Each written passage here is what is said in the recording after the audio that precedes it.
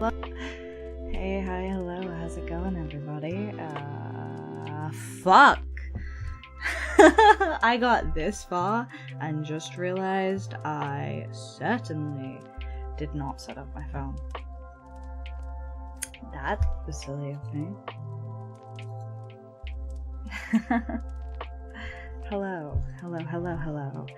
A big, giant hello to Nimby, to Jose Shiny Hunts, and to Melkor, and to Nort. Hello, hi, hello. Oh my goodness, hello. Okay, we're doing something different today. We're doing something very different today. Hi, my name's Hayano, and I don't talk about it a lot because, well, what's there to talk about? I don't talk about it a lot. I am, in fact, I do have a professional life. I do have a professional life, and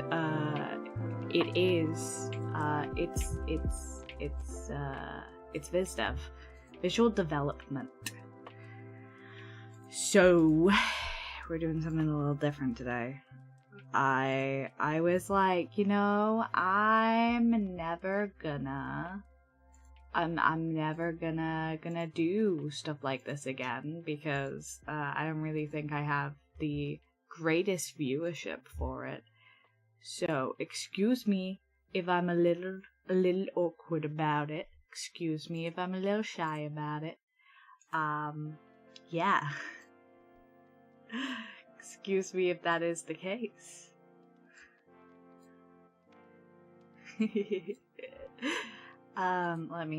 Where the hell is... I have so many more windows open than usual.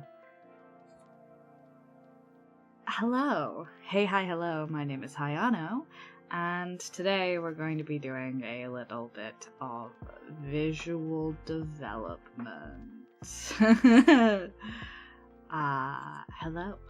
I'd be happy to answer any questions I can. Please be aware, I am barely a professional. So yeah. Hello. Like I said, I am technically a professional, but I have not worked on anything you would recognize. Thank you. Hello, NaviQ. Welcome in. Hope you're having a wonderful day. I really appreciate that, but please only make fan art if you'd like to. I don't want to add any pressure to anyone to have to do anything like that. I always appreciate it, but it's never required. And thank you, Melkor, for redeeming your point taxes. They will definitely go back into the community and not into my pocket when no one's looking. So, let's talk a little bit about VISDEV. So, I have done, at this point, POG graphic design. POG.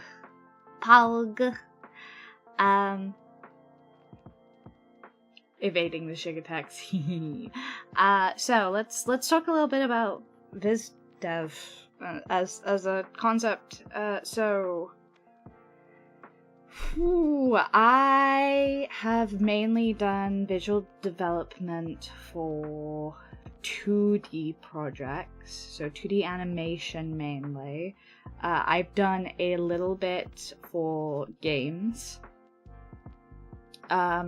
When I was studying animation, I mainly wanted to get into character art and character drawing and all of that. But as I've grown as an artist, I think it's really important that I spread my wings and I started getting into prop designing. And so a lot of my prop design that I originally did was stuff for a short film that I worked on with my a short film that I worked on for one of my beloved mods. And I work in I'm definitely no professional. I work in on small short films still, so don't be expecting me to have any like crazy credits or anything, because I have no such thing. I've done base concept art for stuff before. There's Shiny. levels of the kind of concept art I've done. But hello, Dr. Hero, welcome in. And hello, Vidiaz. And hello, Lilith. Hello, Lilith. Hello. Happy affiliate anniversary. Yes, I have been streaming for 5 years. I'm a little bit shy about that. I'm a little bit embarrassed about that. Not out of like, oh, blah, blah, blah, blah, blah, you know? It's more out of like, it's been a while. I have not streamed as much as I should. Let's talk about the VISDEV project I'm working on right now. The last VISDEV project I worked on was helping out on a 48-hour project. So that was my last real kick in at VISDEV. I'm doing now I'm working on a project, which is why I was like, hey, I wonder if anyone's gonna mind if I do my work on stream. I don't, like I said, I'm not really an art person. Thank you for the head pats, NaviQ. So what you're gonna draw today? We're gonna do some VISDEV work. We're gonna do, I'm helping out on a short, a 3D short. So 3D pipeline VISDEV and 2D pipeline is slightly different. So I'm gonna have to dabble in some stuff that I don't have as much experience with, but I will figure it out. We're gonna go work as we go. Like 3D, 2D definitely still uses texture painting and whatnot, but like you have more room with 2D styles. With 3D, you need to provide textures for pretty much everything. I believe it's referred to as packing, maybe? Like creating like a tech, like a pack of textures to be used. So that's what we're gonna do. I did some sketching last night. I did some sketching last night while I was on the train back from seeing the doctor. Because we went to, so last night I had yesterday I had an appointment, and then after that we went for something to eat, just me and one of my roommates, just to make it a little bit better. Hello, One Coffee Ninja. Hi. Unfortunately, I am not doing Pokemon today. So the vibe that I was given was we are looking for the first prop that I've really got to hone in on. Let me find my Pinterest board, because I'm pretty prepared for this one. So some of these are a little bit janky because I didn't really know what I was looking for. So these are basically, the short that I'm working on is a spaceman short. Top clipper, whoa, and 15 streak. That's 6-7. I don't know what 6-7 means, but I hope it's positive. Let me let me grab my pen. So, I did these on a train last night. I think they were done in about maybe like 2 to 3 minutes a piece. It was not a long train back. I think it was like a 20-minute ride. And I obviously had to get settled in a seat and stuff. And also, I don't think I spent, like I said, I don't think I spent more than like 2 to 3 minutes per piece on these because I was just trying to get my ideas out. So the short we're working on is, you should post this on Twitter. Nah, I very rarely post my sketchbooks on any social media. It's very rare that I do that.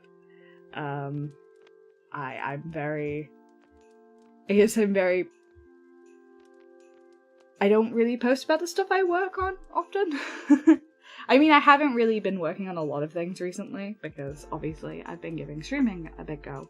But I had this opportunity to work on this project for an old classmate of mine, and I absolutely jumped at the chance because I would love to get some 3D, well, VISDEV for 3D into my portfolio. So we had some really quick sketches. The energy I wanted to get out is that this is the main character is a guy in a spacesuit, and he is in space. I'm not going to go too much into the story or anything, because obviously not my place. I'm just helping out with some of the prop work. But one of the props that he has is A, it is based on a classic Walkman. B, it is based on it's based on a classic Walkman. B, they specifically wanted it to have a 3mm audio jack so that it looked like a more classic thing that plugged into his helmet. So I'm not designing his helmet or anything, but I do understand that I have to design the wire that goes into his helmet, because obviously that's going to be on the 3D model and it's going to have to be modeled separately. So I'm going to design the wire, which is obviously a 3mm jack, which is completely pretty easy to do. I don't know if I want any tags on it or anything. So we had that as a specification. A specification that, again, it had to look similar to a Walkman and use cassettes specifically, but they also wanted it to be a little bit modernized of a Walkman, so it looked like it would be adapted for, like, space. Now, based on my research, the things that we know about, like, stuff that is modified for space is that actually it's quite easy to modify electronics for space as long as you're doing it towards like the NASA lineup. I know this is such a weird rabbit hole to go on, but trust me, it makes sense. So usually the plastic is a little bit thicker and blockier, so we want a kind of thicker, kind of blockier outer case that's going to protect the cassettes. We wanted these big, kind of thick buttons, so shiny. that... Yes, shiny. We wanted these kind of big, thick buttons, because obviously he's a spaceman, he's got big gloves on, so it wouldn't make sense if it was little fiddlier buttons, and obviously the Walkman in general is going to be a bit shiny. bigger because of that. Yes, shiny. How do you get started with digital art? I used to make some a few years ago, but gradually life got busier, and unfortunately it's a hobby from the past. Okay, so my experience with digital art is very varied. So for me, the minute I got my hands on a tablet, I'm not talking about like a drawing tablet as in like a screen tablet or anything. I mean one of those like non-screen tablets. It's like the cheapest thing. I think it was like a hand-me-down that like I got when I was like a teenager. And I just drew with that. Like, as long as you can get the tablets nowadays, from what I know, like the drawing tablets that don't have a screen, are quite a low price point to get into. And I think, if anything, that's the best way, is to just start drawing. Like, just get into it, just go kind of energy. And then you'll have a much better time, like, keeping up with it. For me, it's find something that you love. Honestly, you're lucky to have gotten a tablet back then. I used a mouse and keyboard for a couple of years until my friend gifted me a drawing tablet for Christmas. I was very lucky that someone I knew had bought a drawing tablet, like a super cheap drawing tablet at the time, and they just did not gel with it at all. They didn't enjoy it at all. So between sketchbooks, I clearly drew. So, like I said, I picked up a drawing tablet, like, because of that. I used it until it broke. And then in 2019, I want to say, in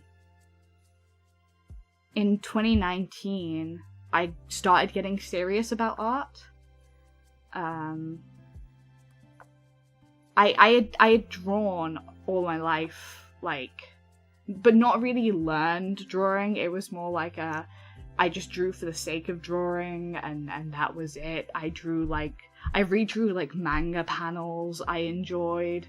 I like drafted over My Little Pony models and stuff.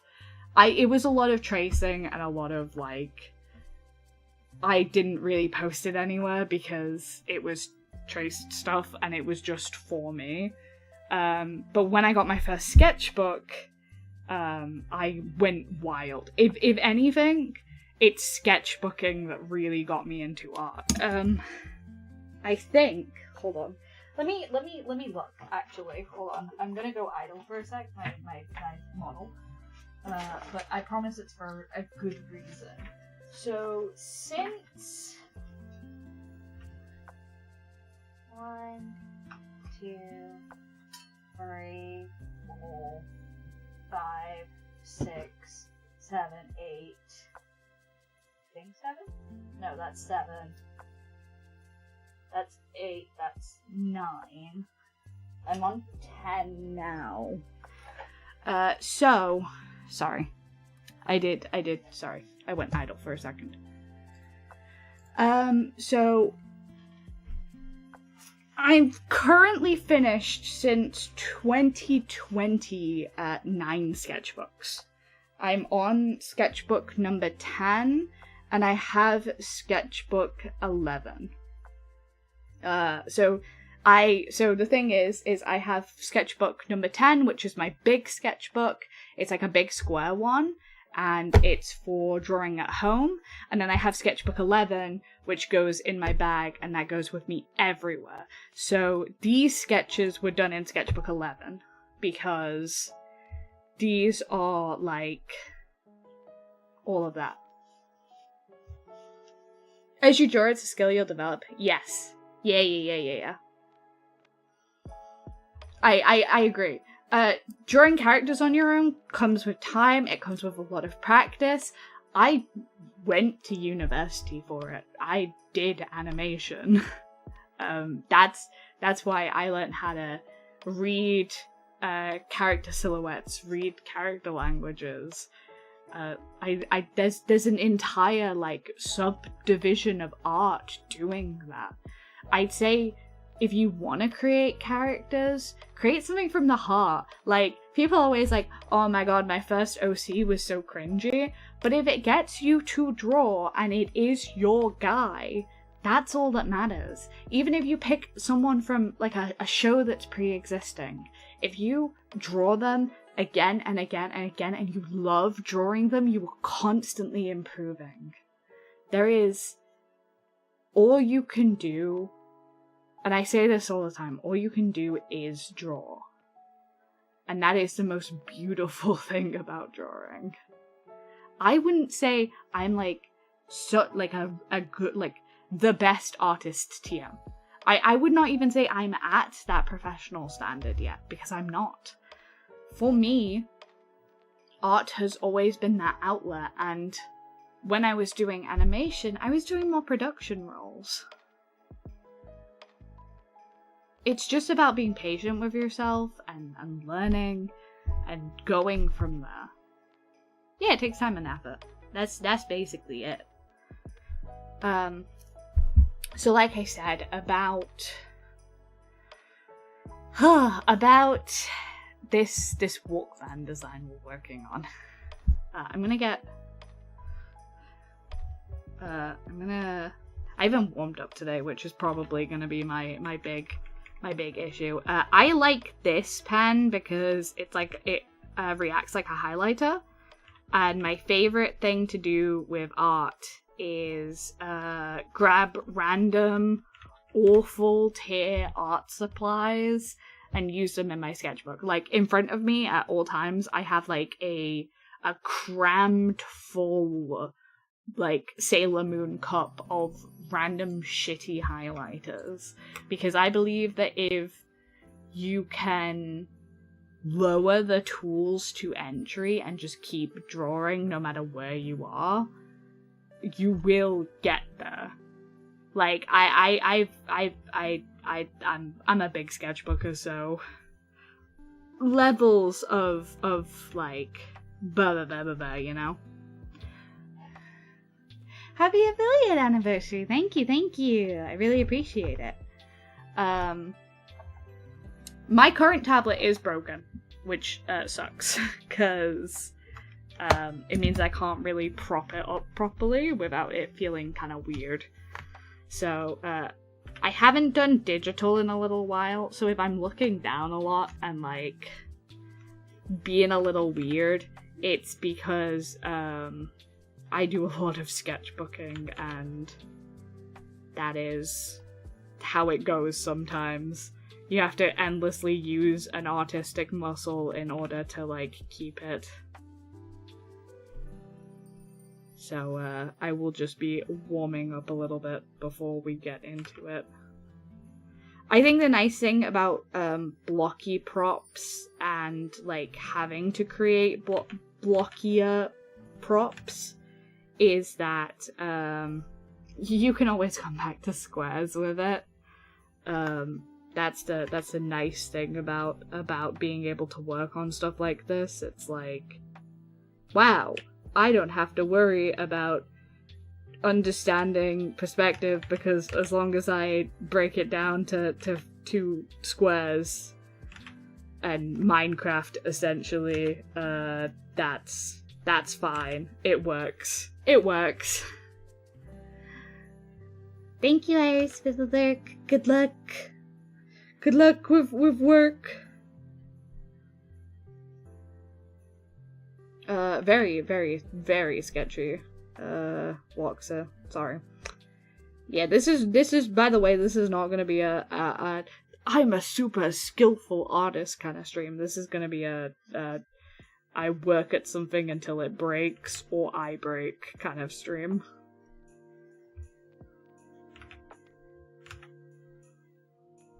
There we go.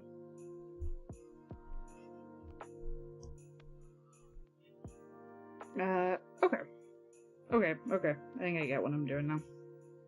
So, I wanted to, based on rounds of feedback I got, people really liked number 1, which is like this. This is the back of number 1. People really liked number 1 vibe. I had differing consensus on number 3, about taking potentially number 3 a little bit more forward, and I think 2 people liked number 4. So I think I'm gonna take 1 and 4 forward into development, and then if I feel like we're kind of, I send those 2 for feedback, and if I feel like that's a no-go, or there's something not vibing with them, then we will absolutely just F it off, put it to the side. We'll try developing free a little bit. It's also like, with VISDEV, it is about like doing all of these like initial designs, taking some forward, doing those designs, getting feedback. I say this again and again, but animation is like a conversation, and being able to have that conversation is nice. I like having that conversation. It's a very fun conversation to be in the position of having. But yes, definitely. Tell about yourself and how and why you started streaming. Were you always interested in streaming? Are you a full-time streamer?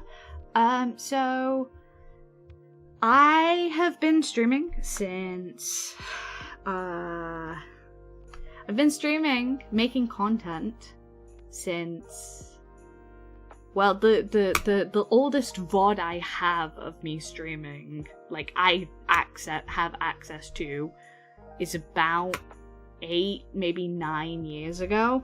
I've always been a faceless streamer. That's something that has never changed. I've always been in the faceless streamer club. Yes, I was always a streamer. I was always a content creator. I always enjoyed doing that kind of stuff. I don't know if I always wanted to be a streamer. I definitely always wanted to hang out with people that way, like get to know people's perspectives and really understand them as people. That's something I was really always interested in when it came to streaming.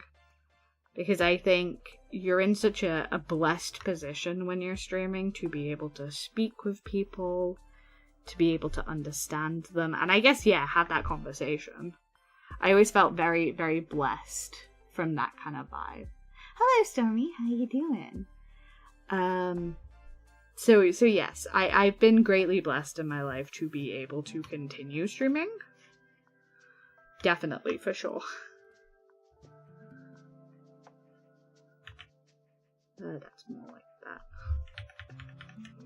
that. What kind of shape? It's more rounded, I think. But I'm gonna make it a little bit bigger.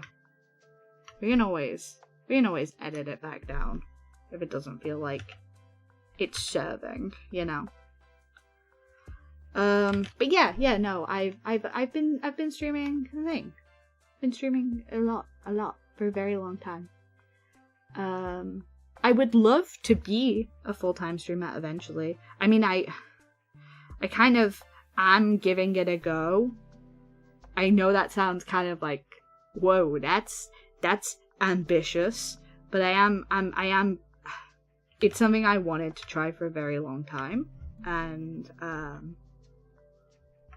I mean, it's been about, well, I had to take a mild break for my health earlier in the year, so I want to say I've probably been consistently streaming since, I don't know, maybe since like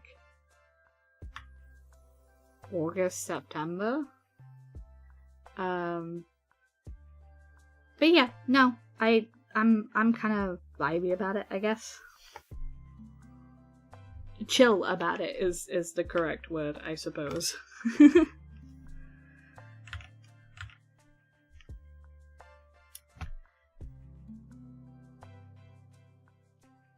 I think if you want to be a full-time streamer, you should have some good connections to help out and maybe collabs too.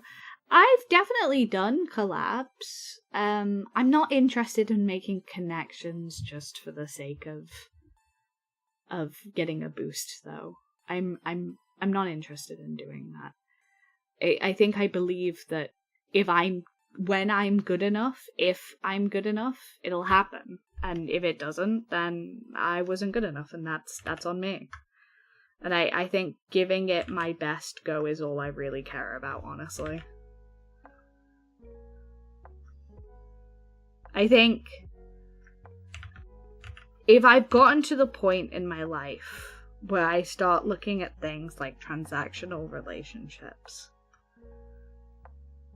I don't know if that's authentic to the reasons why I wanted to start streaming, if that makes sense. I know that's, in a way, you could say, oh, that's very naive of you to say. And I agree. I'm not immune to that. In fact, I'm the least immune to that. I just also understand that I'm kind of like, yeah. Connections should be from people you consider friends. They would be those you collab with too, you know? So I struggle deeply making friends. It's something I very deeply struggle with. And I always have. Like, I'm very extroverted and I can talk to anyone when it comes to being Hayano. But maintaining those friendships is something I deeply, and I guess considering people as friends is something I deeply struggle with. And I find no shame in saying that. But it's not something I'm particularly interested in right now. I don't believe you have to make connections. I mean, I know you do in a way, but if I'm making connections, I want them to be as genuine as I possibly can have them be, you know? I don't know. It's hard. It's hard in being a VTuber to do that, to have the leisure to genuinely connect with someone. Yeah, that's all it is. I just struggle with that personally. I wouldn't say I'm cool either. I wouldn't say I'm cool either. I think I just don't really have the fear when it comes to doing the things I want to do. If I want to do it, I'll just do it. And I don't mind if it doesn't work out, because at least I tried, you know? At least I gave it a go, you know? That's all I care about. I think that's all that really matters to me as a person. I gave it a go. I tried. I understand that with my health, like, there's gonna be a lot of things that I don't really have the leisure to do, or the ability to do, you know? And I think it's the same way with friends and connections. I deeply have a lot of understanding that with, like, how tired I get and with how deeply I struggle with certain things, it's not gonna exactly always make sense for me to be able to manage friendships. You know, that's okay. I'm okay. Happy affiliate anniversary. Thank you, Davey. Thank you. And like I said, I've been incredibly blessed. I've had the most growth I've had in the past year, and that's been beautiful. I'm incredibly blessed. We've gone from, like, I think like 300-ish followers at the start of the year to like over 800. And that's insane. And I'm incredibly reverent and thankful for that.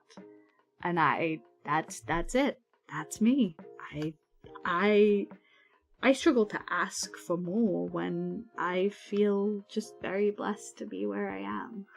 Of course, that doesn't mean I won't try to integrate and to understand and to really bond with other people in the community. I guess I'll just figure it out, you know? As bad as that sounds. 830th. That's kind of crazy. That's insane to me. That's a lot of people, and that's a lot of trust. It's a lot of people who trusted me to show up as often as I can, to be here, to be their streamer. Also, I did hear about the 1,000 subs. That scares the ever-living crap out of me.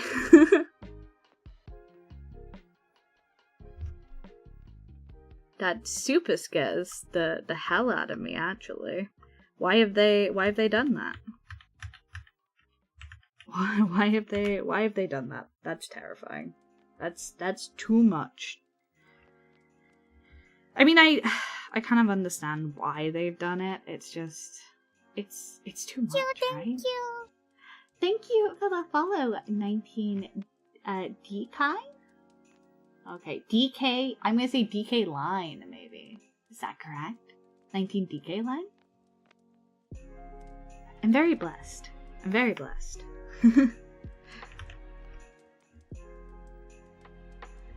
You might say that sounds kind of cheesy or ridiculous, or like, oh, like she's clearly playing it up, but I don't know. I don't really have a response for that. I'm just here doing what I do. That's not the yellow. Maybe like this. This is the yellow. I'm trying to get the Walkman yellow. I think it's slightly more orange than I think it is. Is it slightly more orange? Close enough. Sorry, I'm pretty terrible with names. Sometimes I get it dead on, and sometimes I absolutely suck. You deserve it. You're totally cute and passionate about what you're streaming. I thank you. I appreciate that, Killa. You're always ever so supportive to me, and I'm very, very thankful. It's totally possible to get big from start streaming to make friends. The prime example is Mousy. Yeah, I mean, if I was blessed to make friends like that, then that would be cool. But for now, we go. And thank you for the follow, Dr. Hero. And then welcome in. I hope you have a wonderful day. I'm gonna do this with like a dark line and then work from there. A lot of people, when they're doing prop work, will use like lasso tools, and I think that's probably the correct way to do stuff. Man, I truly do think that might be the correct way. Getting straight lines is a deeply scary thing. There we go. There we go.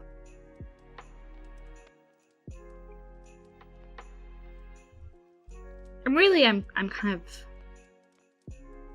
of the broke mindset that if it ain't broke, why fuck with it, you know? If what I'm doing is working, then hell yeah. I'm incredibly blessed, and I should just really count my blessings and vibe with it. I do understand that could be a little bit frustrating, though. I'm not immune to the idea that could be very frustrating for some people.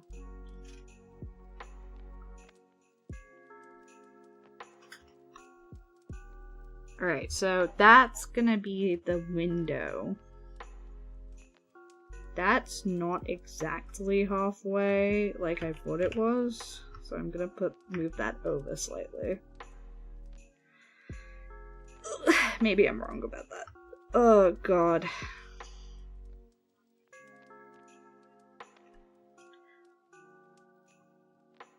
Happy affiliate anniversary! Thank you, Sai. Welcome in. Playing some Dragon Ball Xenoverse 2. Well, I hope you're having a really good time, and I'm more than happy to be on the background accompanying you. Hi, have you seen the YouTube video of how a Bubble Girl became the #1 VTuber by Creative every day? I haven't actually. Would you recommend it? Because I would totally be down to watch more videos about Iron Mouse. For me, drawing on my screenless table was most of the time Control-Z. I think everyone gets into using Control-Z. I don't think there's anything bad about that at all. It's very normal, I believe. I'm trying to do it less, however, I say spamming it like 6 times in a row. Yeah, I'm trying to do it less, but, you know. Line confidence is particularly hard on a PC. Having that line confidence, being part of that line confidence. Tablet, not table. Yeah, I got it. Brain go brr. It's easy. It's easy to happen. There we go.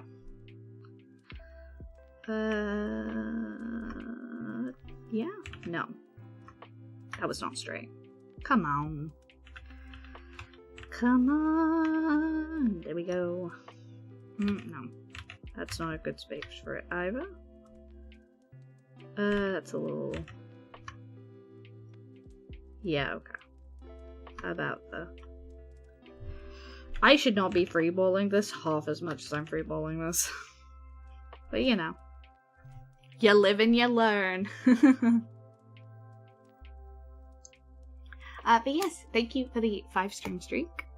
It's very nice to see people in and vibing and having a good time. And like I was incredibly anxious to do this kind of stream because I know it's very different to the stuff I usually do, and I kind of felt like it was very out of my niche. I'm a big fan of VTubers who do art. Don't get me wrong, I'm a huge fan of VTubers who do art. I have all the respect in the world for them. I've been watching a lot of Squeegee recently. But you know, there's coming to your fan base and saying, I want to do this on stream, and, you know, being like, hey, would that be okay for you to support me through this? That's, you know, a whole thing. For those solid outline, what brush are you using? Highlighter? Yeah, I'm just using a highlighter pen. I believe this is from Kyrie's Faves, which is from a course I did a while ago. But it's essentially just like a highlighter. I believe it's a edited calligraphy pen, maybe?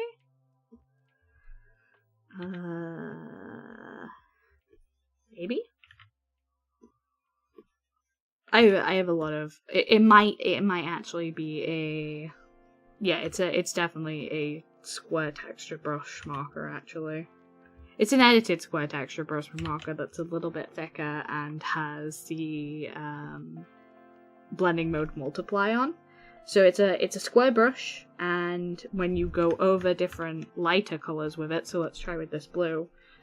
So this is one layer, and then if I were to go back over it, it gets darker. But if I were to draw like in the, I'm drawing this all in the same brush stroke, so that bit goes darker because it's overlaid, but this bit doesn't, like this. So it kind of mimics what an actual marker does. Ooh, did she die? What happened to her? Hold on, let me see what's wrong with her. Because it was meant to uwu, but it did not. It did not do the uwu.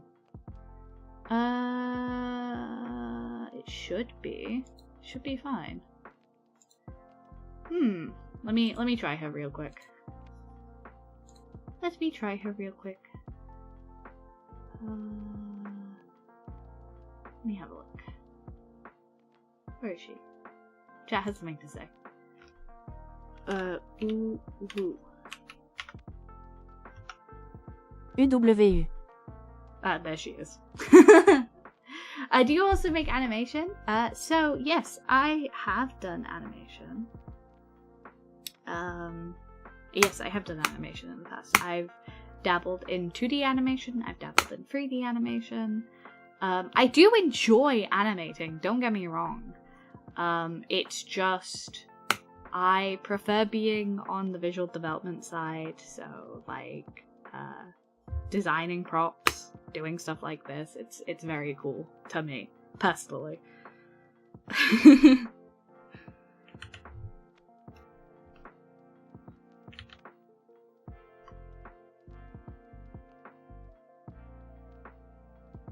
That's my personal enjoyment.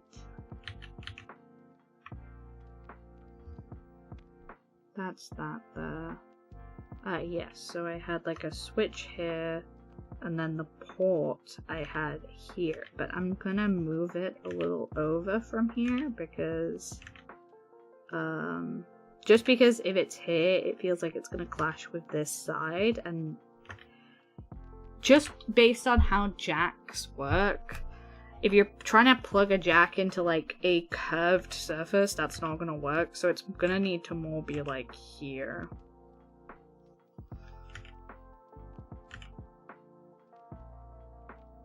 And because it's like we're viewing the circle on its side, it's gonna be kind of like squished. And not totally so for this button, I think this is gonna be like the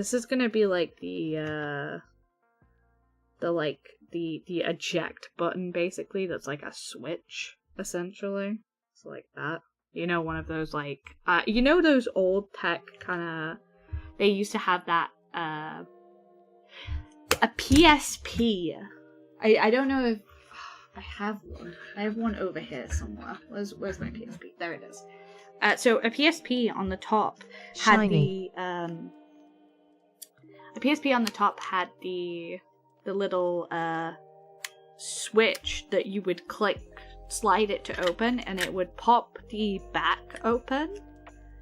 And Mega Hayano again, yeah, it's because I leant forward. I leant forward.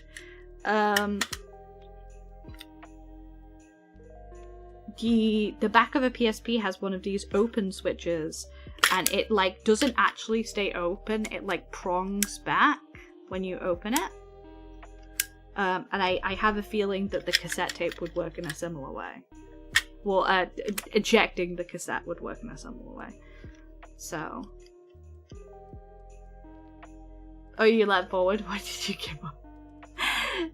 No, I had to grab my PSP because I wanted to check I was remembering it correctly. I wanted to check that I was remembering how the Switch worked correctly on old tech. And the closest thing I had was the PSP. UMD discs? Yes, but like similar to how the UMD discs would pop out, I imagine that's how cassettes used to pop out of Walkmans. I don't have a physical Walkman to hold and kind of like feel with my, like, reference in art is really important. I prefer having the thing to hold in my hands, but if I can't get the thing to hold, then I'll get something that works kind of similarly with how it ejects something. Walkman had buttons to open similar to a boombox. They did. I am aware of this. However, I figured because he is the design we're looking at is a spaceman design. Even if I make the buttons big like this, so these here are meant to be the big chunky buttons, right? And they're meant to be like that so that he can easily press on them. The reason I'm putting the switch at the bottom and making it smaller than necessarily anything else is because with these types of buttons, you can press the thumb of your pad against it, like your thumb pad against it, and just like push and it'll clip open. But the issue is if I put the eject button at the top, there's always the chance that he's going to accidentally like press on it while he's pressing another button. So that's why I'm adding a switch like the PSP one at the bottom of the Walkman, so that it's been like in some way adapted so you're not accidentally ejecting your cassette in space. Because I imagine, again, like we had this conversation, the outer shell is the thing that's like protecting the cassette from like space, quote unquote. And I feel like that makes more sense than the the eject button being at the top where he could possibly brush against it or like click it on like you would on a normal Walkman, which would expose the internalized cassette and potentially break it. So that's why I've done it that way rather than because like I said, what they didn't want a traditional Walkman. They wanted one that felt like it had been adapted in some way. And I feel like that's a really nice adaptation that you could reasonably make. Whew. I hope that makes sense.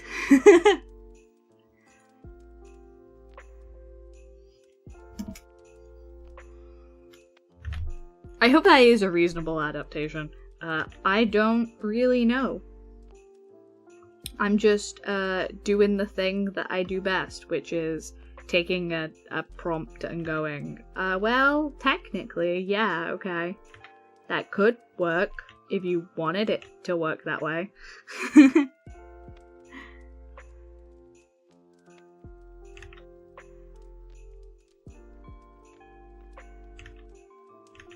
I think the big thing about being a prop designer for stuff like this is you're essentially hired to solve problems.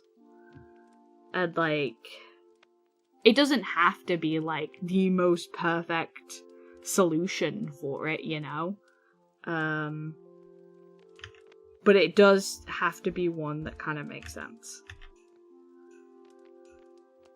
Because if you're not at least gonna, like, attempt to make a solution to the problem, then you get that issue where it doesn't feel as well thought out in some ways. And, like, viewers feel that. Viewers can really feel, like, if something doesn't really feel like it's been, like, thought out. Like, I still don't know if I necessarily want the input here. And with that reasoning, I say the Switch should protrude a bit more. Yes, that does make sense. That does make sense. So another thing that I'm kind of struggling with is if I want this here or if I want this here, because essentially with the kind of belt scenario, it's going to be clipped on and it's going to be like this way up, like rotated this way. And do you want the headphone coming out like this? And I was like, okay, yeah, this makes sense. I should do this. But then I thought, well, what if it goes under and then it tucks like under the belt? So that then you're not like gonna accidentally brush it and like slam it out that way if you reacted to something and then it like pushed outwards. I was thinking like it would make more sense to be folded underneath the belt itself. So you'd have the belt, the clip on the belt, which then makes the cassette like that, and then you'd have the wire go up and like under the belt, like this.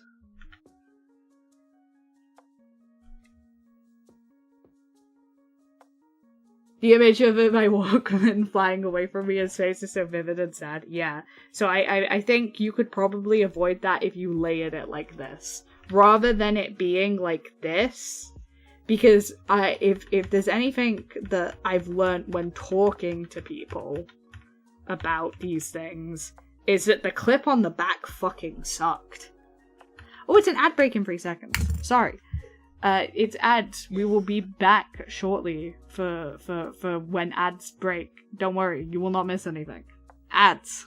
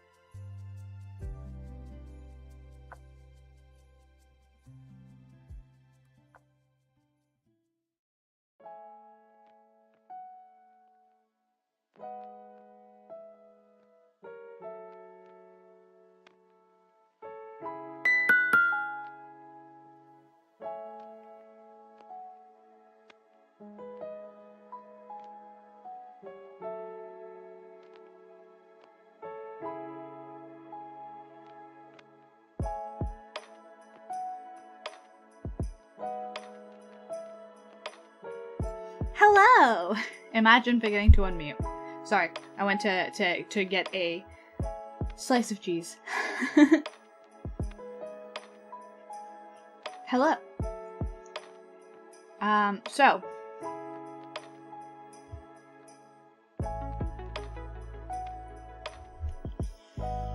We are going to... I rage quit the game. Oh no, I'm sorry. Are Dragon Ball games, like, difficult? Or are they just, like, kind of annoying? Never does, homie. A minute without Hayano is a minute without light. Don't be dramatic. Don't be so dramatic. Okay. Now that we are back, it does at the final phase and no choke points. Ugh. Ugh. That's awful. I mean, okay, people who like a challenge, be quiet. I'm a baby in this house, okay? I enjoy my support. So, the drama is so much fun. I suppose. So, the thing we're gonna do now is, this is the first, like, line pass. Now, I'm about to do something that most artists realize and do naturally, and they don't have to think about this. However, I am, again, we had this conversation, a silly guy. And I need to understand how this works. Okay? So, in my mind, right, I have to reasonably think, is this a design that works? Is this a design that makes sense? And the thing that we have to ask when we're doing that is, could I reasonably use this prop and it makes sense? You give off short energy. Well, thank you. I do appreciate that. Short, tall, whatever the hell. I've learned to appreciate just that I give off an energy. Thank you for the headbats as well. So, a big thing I want to consider right now is this a usable piece of tech? Now, I'm a little bit concerned with the buttons. Because I was going to have it, and I'm doing it in red lines for the sake of, we'll get rid of that. I'm doing it in red lines for the sake of, we're talking about how it works, right? So, like, does this open along here? Because right now, this doesn't open, is the big issue. And we have the button for opening it, but not the seam line where it opens. And because this is going to be a usable prop, it needs to make sense. So, if we put this seam line here, like here, there we go. What does this mean for the rest of the design? Number one, this is too far up. These need to come down. So, front panel needs to come down.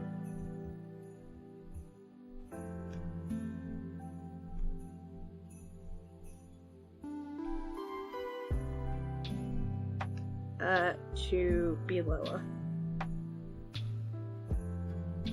So that's one thing, right? Because this, right, cannot open this way, like up and up this way to get the Walkman out, because there's these buttons here, and these buttons need to be like linked up to something that makes them like do the thing that needs to. Listen, there will be some disconnect because I don't understand how everything works. But I do know that button needs to have connection. Button needs to have connection.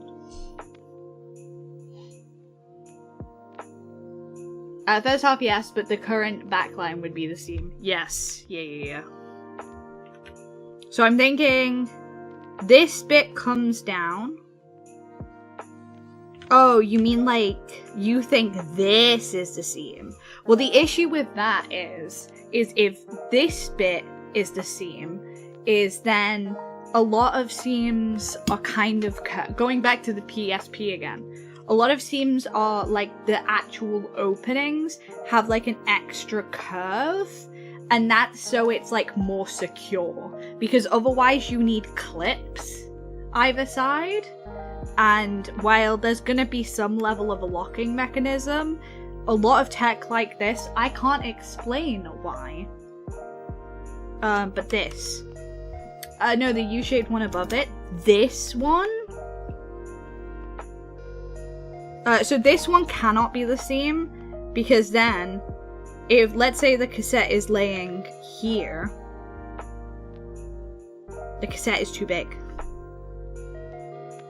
And therefore, when it popped out of that bit, this bit of the cassette would get stuck on this bit of plastic. Do you see what I mean? So that's not usable either.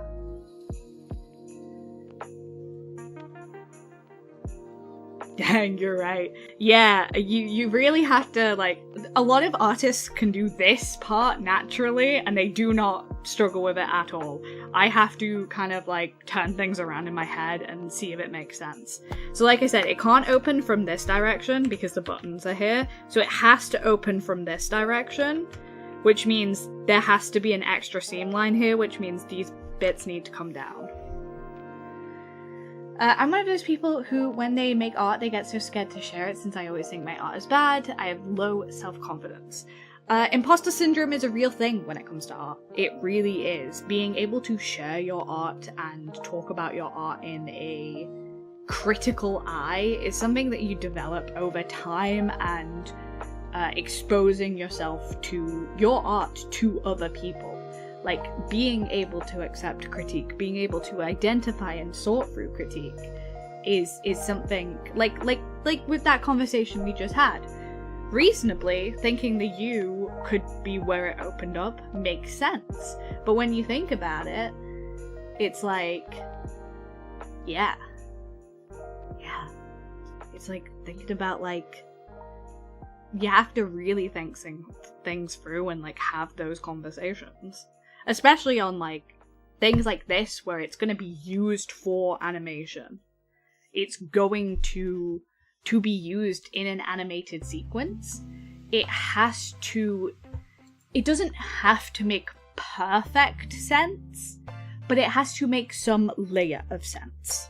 If that in itself makes sense. So we have two options here, right? We can either go with the seam line being here, or we can make this part open up and the cassette slide in. Now the issue with that is that cassettes typically, when they open up, hold on, let me see if I can find a reference of an open one, but typically, when a cassette opens up like this, right, a cassette player, they have these two little nubbins that the cassette slots and presses into, because that's the thing that turns the little cassette wheels. Yes, very specific. I know. I'm a genius. But this is how it tends to work.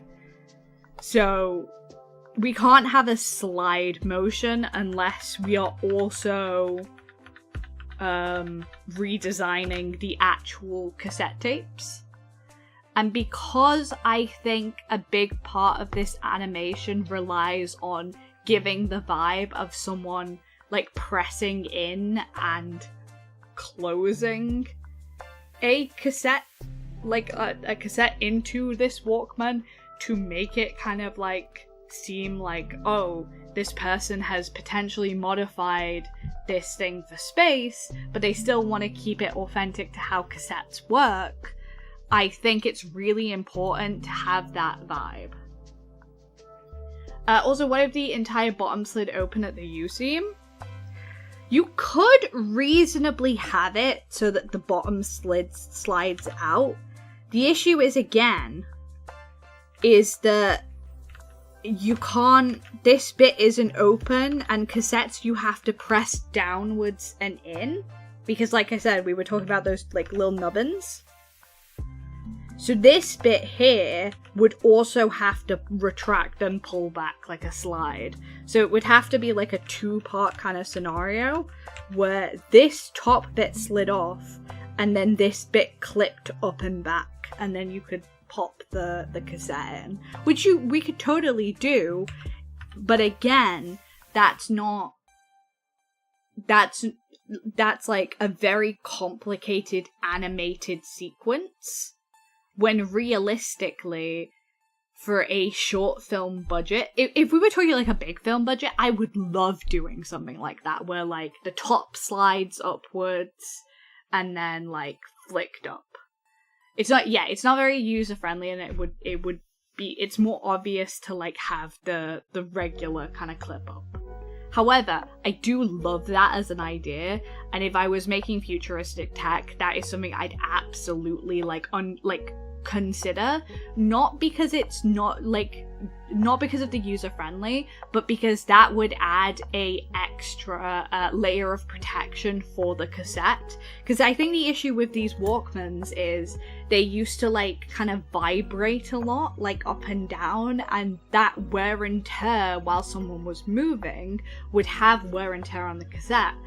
And obviously in space, the extra reinforcement of this bit sliding off and this bit sliding open would be incredible. Like, that would make sure it's, like, really pressed in, because you're clipping it in once and then you're literally sliding something over top. So I think from a perspective of, like, something that's really, like, safe to use, I think I'd love that. But from a point of view of this is a low budget animation, I think we just have to go with the clip. And that's what I mean by prop design and visual development being like, it's a dialogue, right? It's a dialogue of, you have to consider what you have to work with for budget, you have to consider what you have to work for, like, with making it reasonable versus making it something that's going to communicate that. And I think in animation, communication is the most important thing. If it was like a full short dedicated to it, it would be amazing. But you know. Kirk's opened a monster, indeed. I also have a monster Mango Loco right now. You may think it's late. However, I am working, so it doesn't exactly matter how late it is. Hello. I love bringing analog mechanical tech to modern tech. Makes me happy. I legit have my Xbox hooked up to a CRT box TV. I respect the hell out of it. I love collecting old tech. So when I had the opportunity to work on this short film, I was very, very, very excited. Killer, thank you for redeeming your point taxes. They definitely go back into the community and not into my pocket while no one's looking. And I will hydrate. I will hydrate with Mango Loco.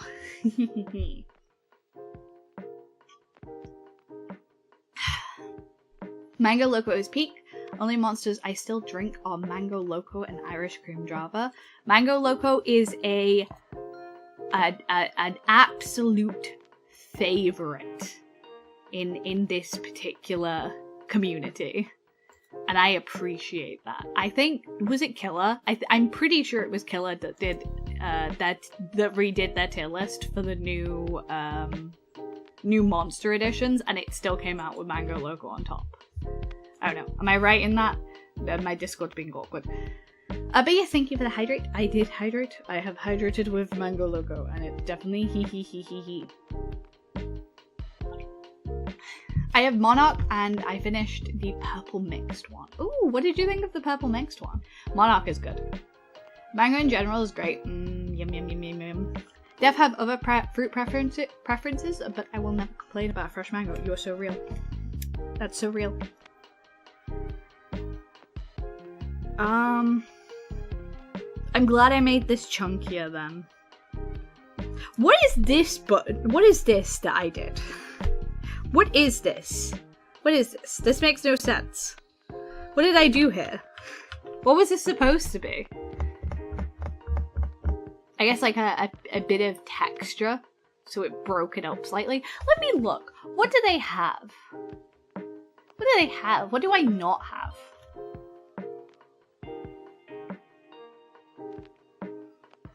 What do I not have that a Walkman has? Because a Walkman has like a heck ton of absolute shenanigans.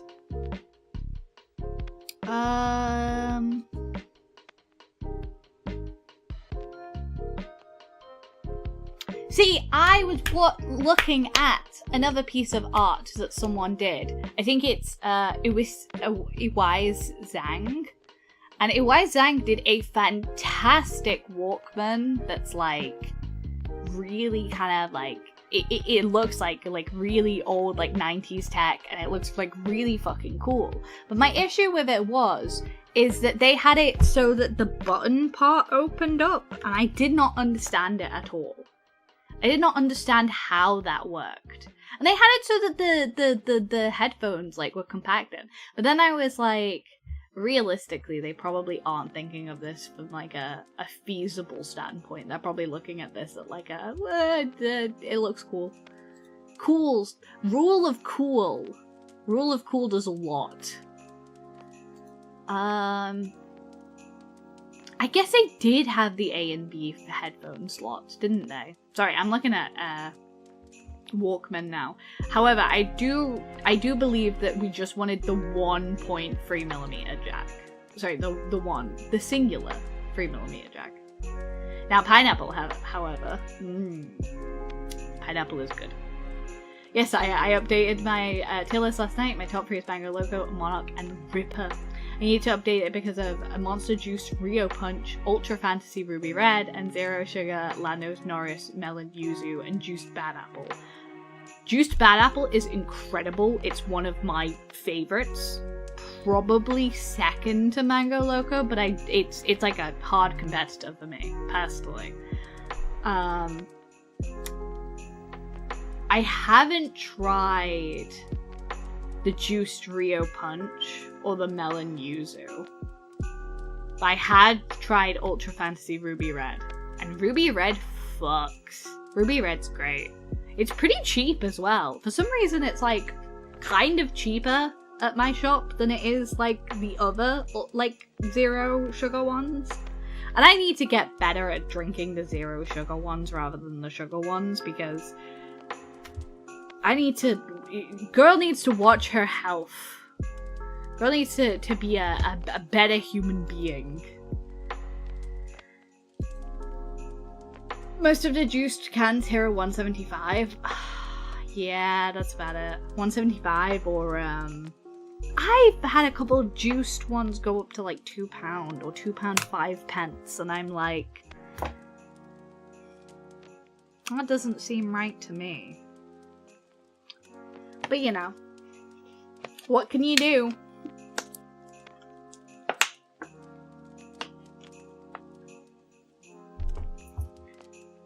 Meanwhile, it's like £4 here. That's insane. Tell you what, some of the bigger stores, I don't really go to them a lot, but some of the bigger stores sell them for the juiced ones for £2.45, and the cheap, the ultra ones from £1.75.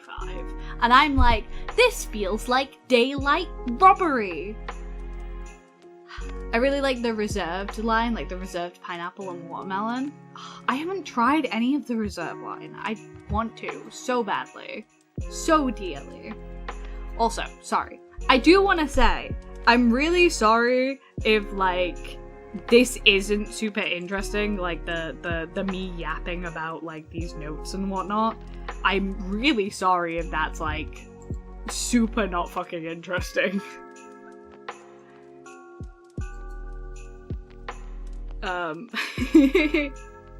I apologize verily if that is the case. Wow, that's an interesting thing. So, like, okay, sorry, here's something else I don't understand. What do you mean not interesting? It's something you're passionate about that makes it interesting. I hope that is the case. I truly do. Can I ask a really stupid question? Can I ask a really stupid question that's I cannot remember for the life of me? Did they not have volume sliders? I don't think they did, because I don't think you could change the volume of cassettes, but there's something in the back of my brain that's like screaming that I'm fucking that up, and you absolutely could turn them down. I don't think you could. I don't remember being able to. But I feel like I need to check for the sake. Because I remember some having a wheel. Yeah, like a wheel. Yeah. Some did. But like on the ones I'm looking at, like I think I'm looking at the classic Walkman, which is why I'm struggling. Because I was like looking at it, I was like, but in a suit, in a spacesuit, are you reasonably gonna... Yes, the original cassette Walkman models featured a volume slider. I cannot find it on this reference image that I'm looking at. To be fair, it's a one-angle reference image. It's incredibly hard to find references of these things. It's stupidly hard. I'm like, please, can someone just take a load of pictures of them from every fucking angle, please? God damn. Okay, alright. I don't know if it makes sense to have a volume slider on it. I don't know if it makes sense.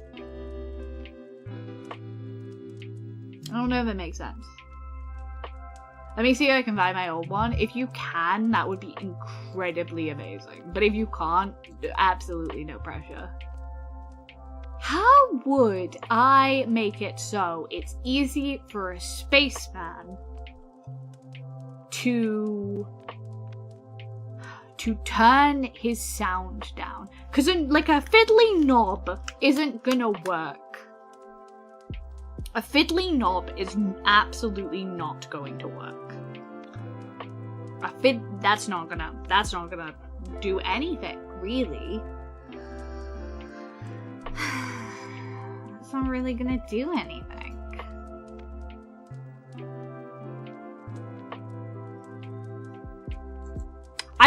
I think what I was thinking with this point, because we had this conversation that I couldn't figure out what I was thinking. I was thinking this was gonna be like one of those like sensors. You know what I mean? Where you like wave your hand underneath it, like one direction or the other. And if you waved it this way, it would like go up in volume. And if you waved it this way, it would go like down in volume. However, does this matter? Is there ever going to be a scene where he turns the volume down and it isn't just atmospheric?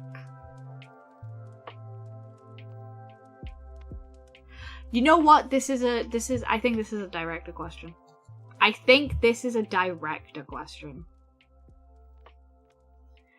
For an astronaut, I'd say it would be buttons placed away from the others. Maybe like here then. Like here. Like a button here and a button here, like up and down. That probably makes sense. Like one that's like this and one that's like that. Yeah, that's probably it.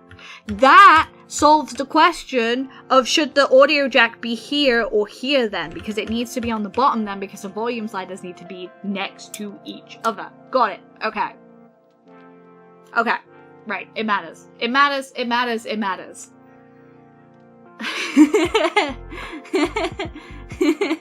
Okay, that was like me trying to think. What are you drawing, Haya? I'm doing visual development for a spaceman short where I have to consider how a Walkman works. You have to consider how a Walkman works real quick. So I think we want to add volume buttons. Add vol butts. And then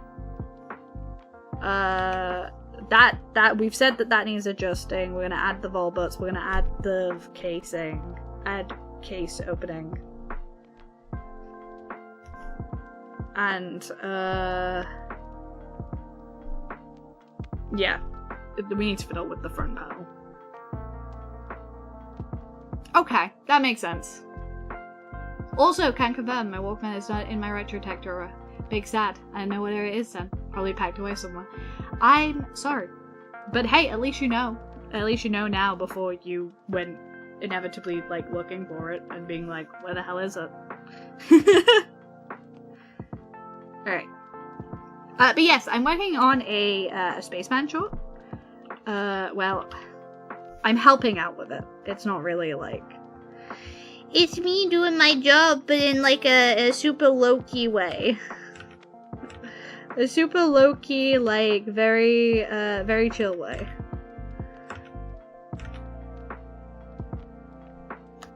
Okay, there we go. There we go. So that's where the opening is.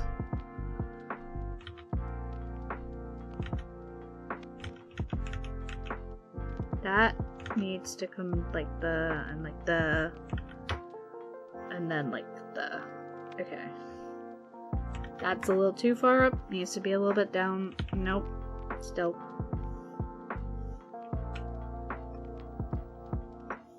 This is the issue. It needs to be like here. There we go, okay. This doesn't have to be, like, perfect, because this is just a draft, but it is a draft that I'm gonna be sending for feedback, so I don't want it to be awful.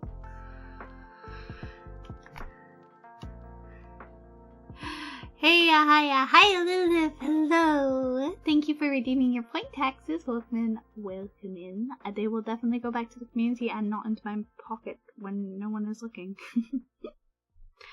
Right, this needs to go. I don't know what this is, and if I don't have a use case for it, it's just adding extra things for the modelers. So that needs to go.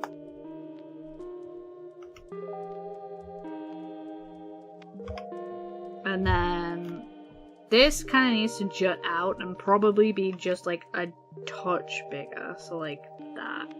It needs to come down a little bit. It also can't be that close to the edge either, because it's a switch, and it needs to be like kind of more like centered, like here. There we go.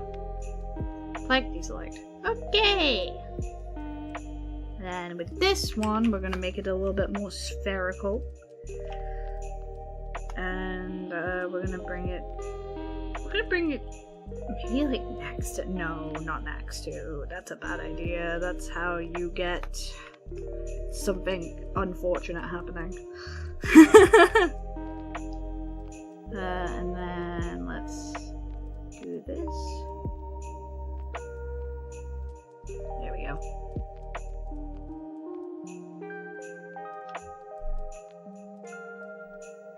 There we go. Okay. Oh, no, that didn't work. I was gonna crosshatch it. Ugh, my crosshatching. I hate. I'm so bad at crosshatching. It requires confidence. It requires line confidence I do not have. Okay. Right, so that's the opening. That can, like, go, like, upwards slightly to, like, indicate a slant of a hinge. There we go. Are you gonna give it a custom paint design, or is it gonna be regular? So it's going to be, it's gonna be, I'm gonna give several, so, okay. How VISDEV object works is you have to submit multiple versions. So you have to submit multiple color versions. Now this movie is black and white. However, it's really important for me to still do color versions, because then I can do the color versions and see which versions look better in terms of values when black and white. So, that's the deal with that. So I'm going to do several color versions. I'm going to convert them into black and white and see which color, quote unquote, which values look better. Now, the smarter way to do that would be to just make them black and white and just do the values that way. However, I want this to be a portfolio piece, so I'm also going to do color versions because I want the color versions for my portfolio because they really like seeing that you can do color and not just values. So, that's why I'm doing that. Typically, you just let it ride and just do whatever, like just do the black and white and do the values first. That's what value painting is. What are values? Oh, good question. Good question. I'm gonna hold on. Right. So values are, say you had a face. Let's, oh god. Say you had a face. Had a face, and like, here's the face. Here's the face. Hello. Terrible, terrible face. Terrible face, but still a face nonetheless. Ugh. Okay, right. So. There we go.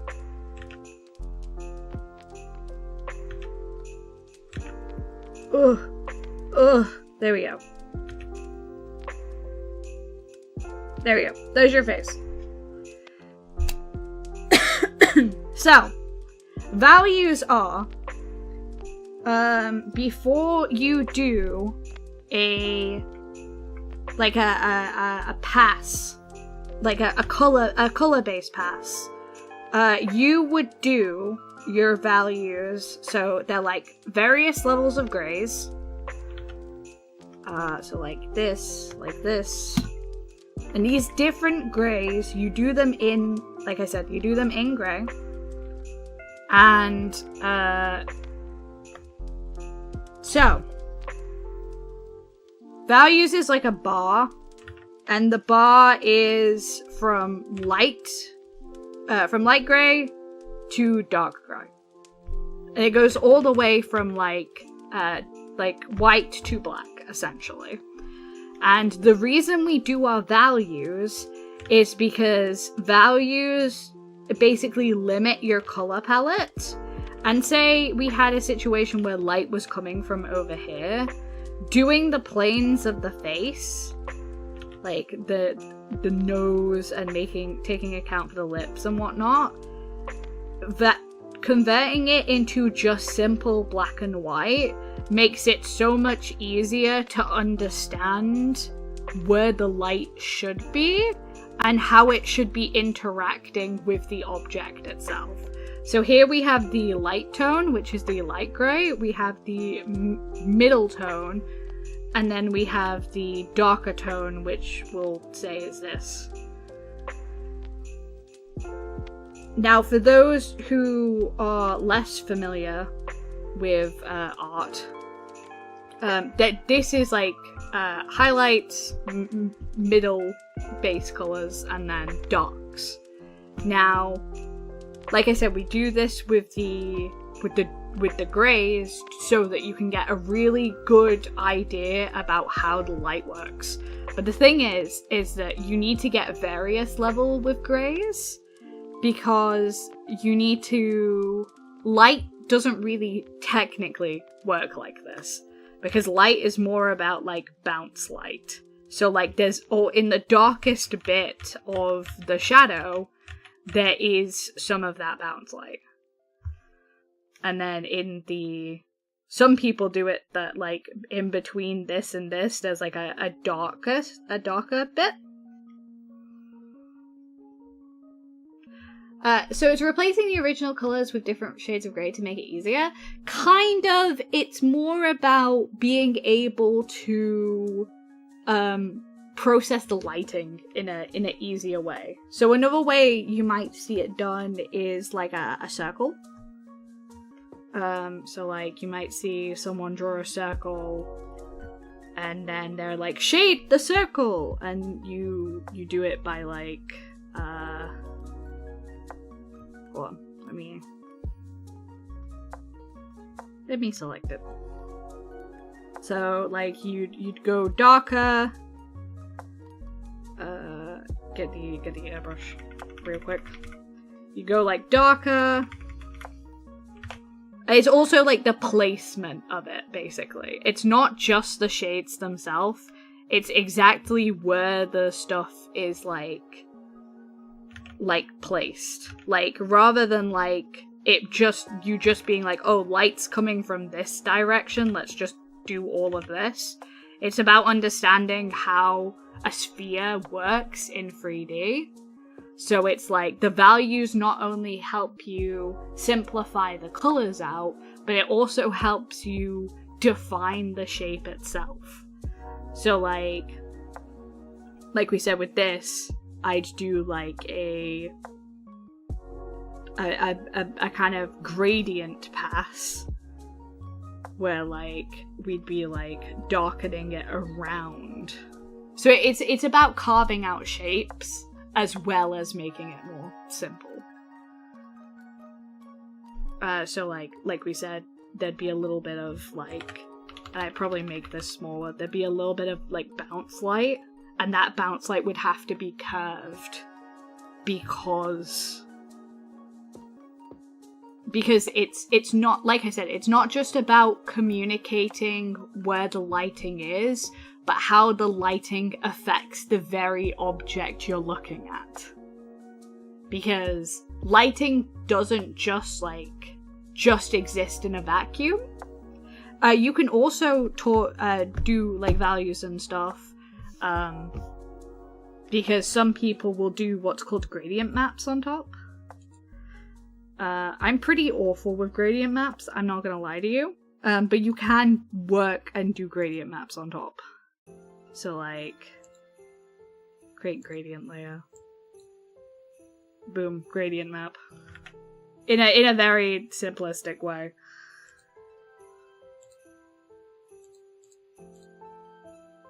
Another thing you can do is like, do layer modes with it then.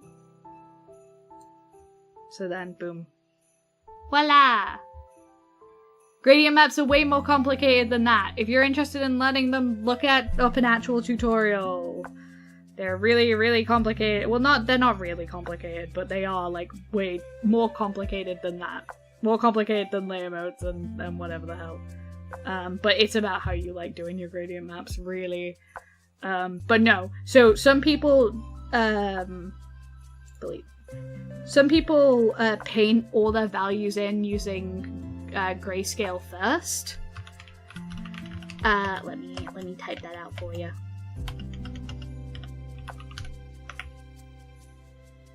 There you go. But yes, so this is like a super simplified version of that. But this, knowing your values and knowing how it affects different shapes and knowing like either the planes of the face or knowing like with like, because this very clearly this is quite a smooth object that I've created here. But if you wanted to like say, sorry, let me also talk about this because this is semi-important. Say we go back to this plain circle. Say you didn't want to use the what you didn't want to do was like you didn't want to you don't want it to be like a smooth object like I just rendered. You can also use values to create like not smooth objects. So like if we're talking about like fur, you'd probably be like, let's sorry, I'm not particularly great at rendering fur, but let's do it. You'd do like you'd match the shape contour, and then you'd pick this, and then you'd like take little edges out of it, like that. Like to make it look kind of fluffier. Like that. And then you take a lighter color, and then you do the same with like the lighter color, where it's like it's got to be round because it's obviously a spherical, but you can like go over and do stuff like that with it. So like being able to not only communicate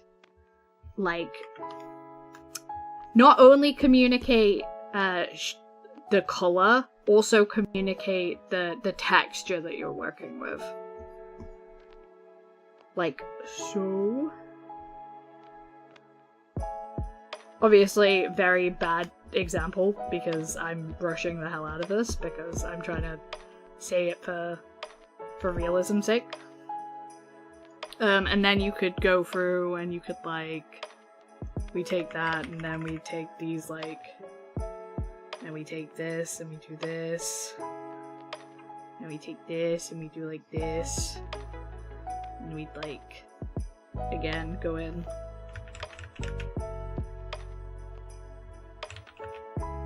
Like, go in like here, maybe. Probably more like here, we're looking at the center, like here. So, a little bit like that. And then of course, because there's always a little bit of bounce light in it, we'd, rather than like doing what we did before, we'd do more like this kind of motion. Like that, to make it look more like fluff, basically. Then obviously, because it's not an actual circle at that point, you kind of take it out into here.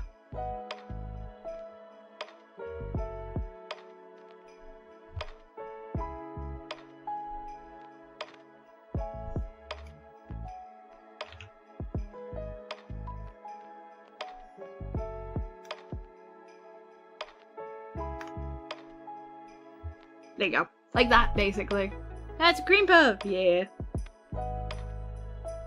Obviously, you'd have to spend more time, like, reasonably, like, rendering this and stuff, but that's how we can, like, not only communicate,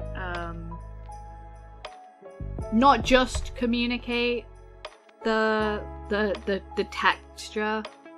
Sorry, not just communicate the lighting, but also communicate the texture. Because, like, this would be a little bit darker here, like this. And that's how you basically, like, kind of build up.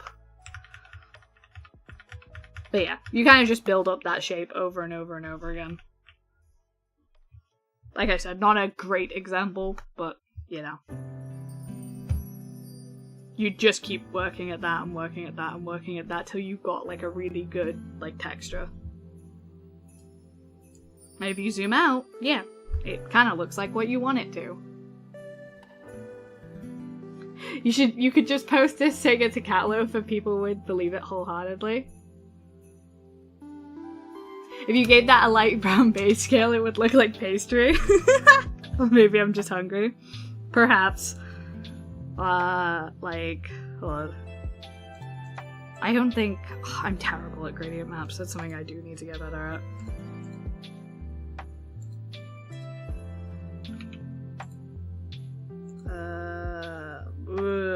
Color burn. Probably not that one. Like that.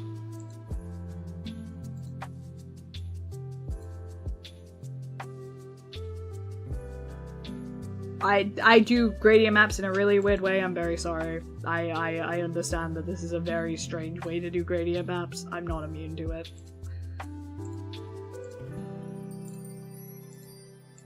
There you go. Whee! There we go. And that's how you change it from something like that to like something like, you know, that.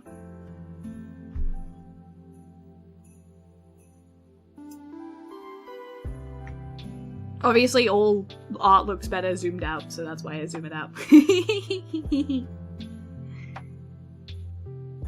Looks like a fantasy dragon egg, hell yeah.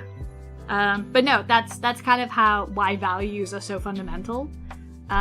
Because like I said, you're not just communicating where the light is, you're communicating how the light affects the object itself. And that, Think you are Master Aya.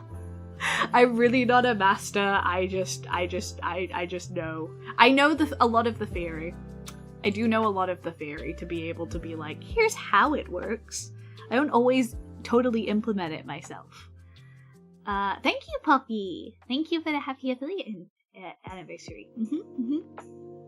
My cat keeps running up, nibbling my toe, and then running away. Yeah. Cats be like that, unfortunately. But yeah, there you go. There's that. But yeah, I hope that makes kind of sense. And it's why, back on the orb again. Let's look at the orb again. Ooh, orb. When you are creating packs for 3D, when you're creating packs for 3D, when you're creating prop design for 3D, it is super, super important that you make these orbs for your 3D artist, for your 3D modeler, because then they can literally, when they're UV mapping and they're like adding the textures, they can literally use the guide you have made them. So that's how you get like 2D pieces. That's how you get 3D pieces to look super, super, super 2D. Because you are literally providing them with a step-by-step guide that has the colors on or has the texture on, so that then they can literally just copy that in and copy that into their like texture maps. So that's also a thing that you as a VISDEV artist, if you're interested in VISDEV art, obviously, you as a VISDEV artist should be providing to your 3D. It's called packeting, and it's kind of specific skill set from doing VISDEV for specifically 3D art. But that's how that works. You have to do packeting for them. Is she saying my feet stink? Nah, she's just been a playful little gal. But yeah, I hope that makes sense. There's a fantastic artist who I think's very good and very underrated. Let me see if I can. I follow a lot of artists on YouTube. Let me have a look. They did a fantastic short about it that covers it far more succinctly than I can. Yes, hello. You, come here. Hello. There we go. If you're interested in that, it's a super quick short, and it says what a good prop designer does. This is like a professional, by the way. They're incredible at their work. Oh my god. I think their artwork is fucking divine. They talk about how you're supposed to provide 3D turnarounds, how you're supposed to provide things in different like layers, how you're supposed to geometrically break down the shapes, the main shape at least, so like your artist knows to like what to start with and where to go with. How like you need to provide like how stuff looks for animation, things that are pressable, things that keep logos on different like layers, so that you're like in a different file completely. You can put it all together for a showcase, but keeping the stickers or logos in a completely separate file and also giving that to your 3D artist literally just allows them to add your 3D artist.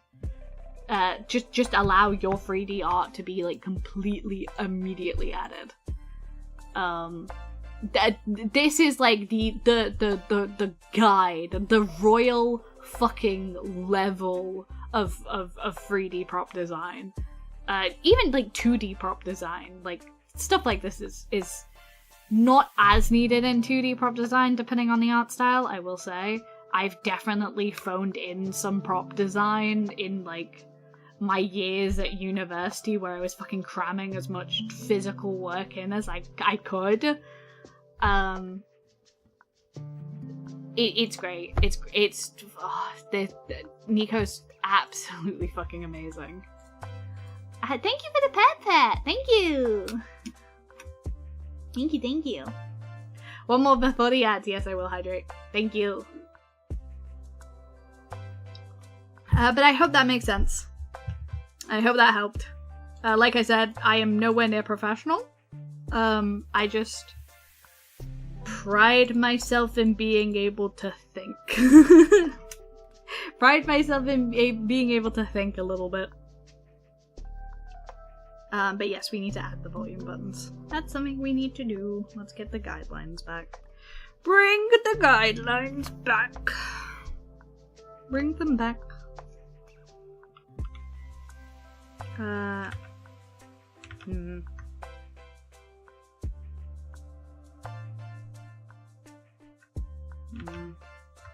This might be a little bit.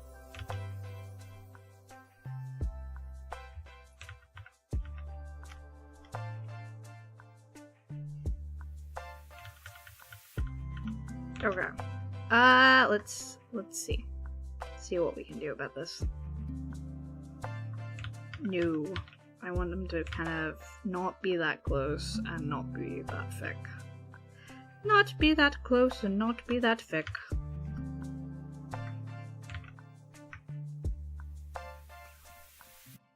And then, because we're making them a little bit jut out. I have adopted you as my master from now on. Your wisdom is great. What's more before the ad? Yeah. You're making money through your art, right? I'm making money through my art. Right? I don't get a lot of work. I'm in level with you. I don't get a lot of work. I do not get a lot of work. I'm still very junior. The industry's been in a bit of a mess, but it's also I don't have the greatest portfolio. Like I said, a lot of my talents come from I guess being able to teach people, and also A, being able to teach people, and B, being just aware of how stuff works. That's why I said I do a lot of production role stuff, because I'm better at talking people through things and like having those conversations than I am actually creating the art. I would love to be in like an animator position where like I'm the actual artist, and dude, I would love to have VISDEV credits on other stuff. But like I said, in terms of me being like a master TM, again, I don't know if I'd necessarily go that far.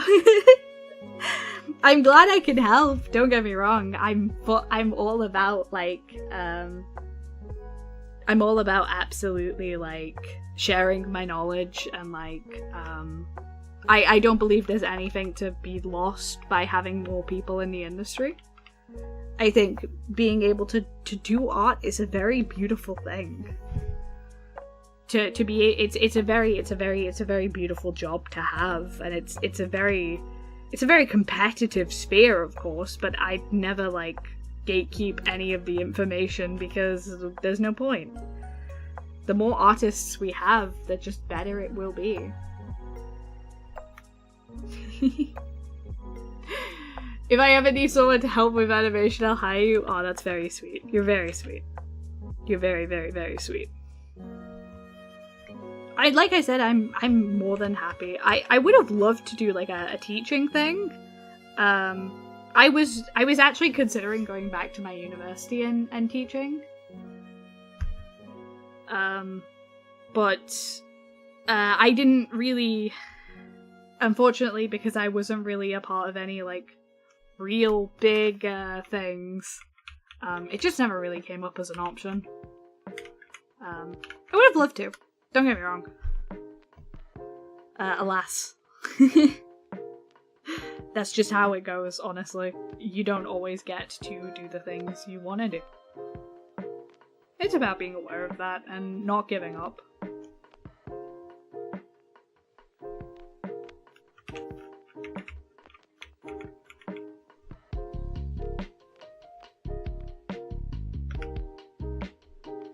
That probably needs a bit of editing, but it's okay. It's okay, we'll vibe. There we go. No, more like that. But follow that pattern. Okay. And then like this, follow that pattern. Here we go. That to that to that. I do hope to be able to maybe eventually be in the animation industry. Dang ads, indeed. Oh my god, ads!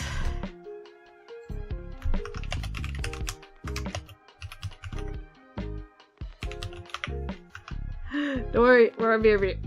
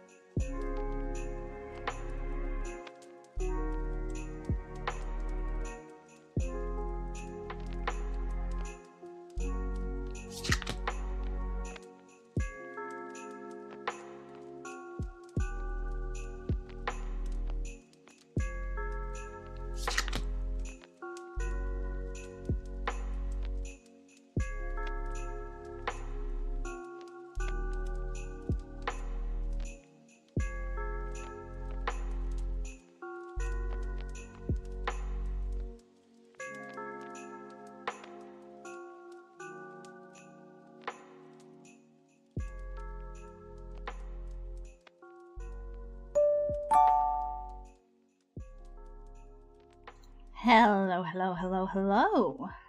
I ran back just in time. I have an issue. I have such a big issue. I will continuously eat cheese. Every time I take a break, I continuously eat cheese. And I've had like a block of cheese every single time. Every single time I come back, I go on break, I like go and run and get a piece of cheese, and I eat the cheese, and I'm like, oh, I need to stop doing that. Hi Mocha! Thank you for the well wishes on my affiliate anniversary. We've been affiliate for 5 years. Lame. I'd be toilet banned after 1. They're just little chunks. I'll pay for it later. They're just little chunks. Cheese is so good. What's your favorite cheese? Red Leicester. I know before I went on ad break, someone, Stomy said, have you thought about offering teaching for your streams? I don't know. I don't know. I guess, maybe, but at the same time, I don't think I'm necessarily a professional, so I don't think I'm qualified to teach? I don't really know if I'm qualified to teach, necessarily, but I do take that as a dear compliment. I do in fact take that as a dear compliment. We're both such Twitch boomers. Yes, absolutely we are Twitch boomers. It's okay. We have a community of Twitch boomers to share in. Hell yeah. But make that a little bit thicker, because that doesn't make sense. Ooh, I made a fuck up. Okay. It's fine. Nothing a little relining can't fix. And like I said, this is just a problem solver. It was just a load of problem solving before we go and we start rendering stuff, so it's okay. There can be mistakes. The lactose. I don't know if I read the lactose girly eating cheese, but that still makes me giggle. Because yes, the person who is weak to lactose eats cheese. Truly, I am a dumbass.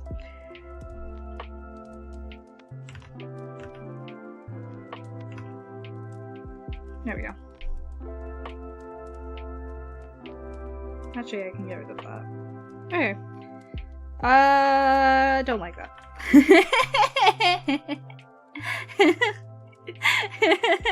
Don't like that.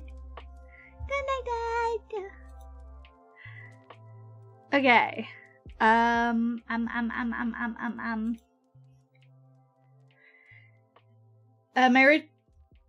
My original account got hacked and deleted. It feels so wrong to have an account made in 2023. Miss Hayano, the TTS is broken. I can't do anything if TTS is broken. It's just broken. If it's not working, there's something wrong with it. And I do not know what it is. I do not know what it is. May I have a refund, please? Yes. Hold on. How do I do that? Oh, how do I do that again? Activity feed. Reward request queue. There it is. There we go. Oh god. Oh wow, I've not done this in a while. Where is it? Beep, beep, beep, beep, beep, beep, beep, beep, beep, beep, beep. Hold on, chat has something to say. It says it has 0 requests. It literally, that might be a Twitch end issue. I'm sorry. That might be a Twitch end issue because it's saying that there's no requests for it.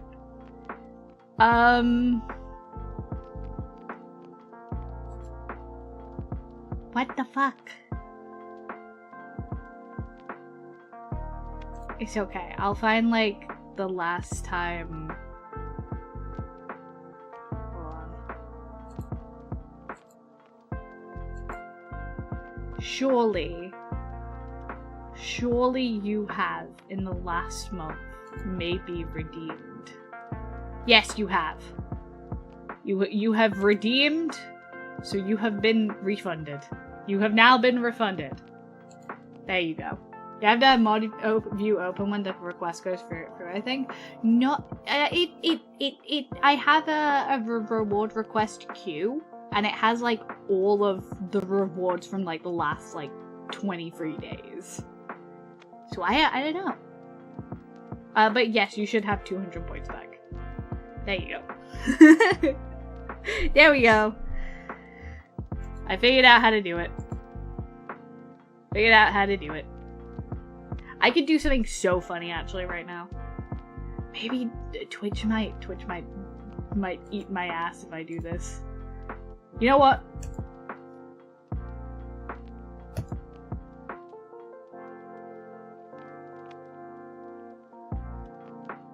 Let's see if that did anything. I don't know why I did that. That was a fool's errand, but we'll see. We'll see.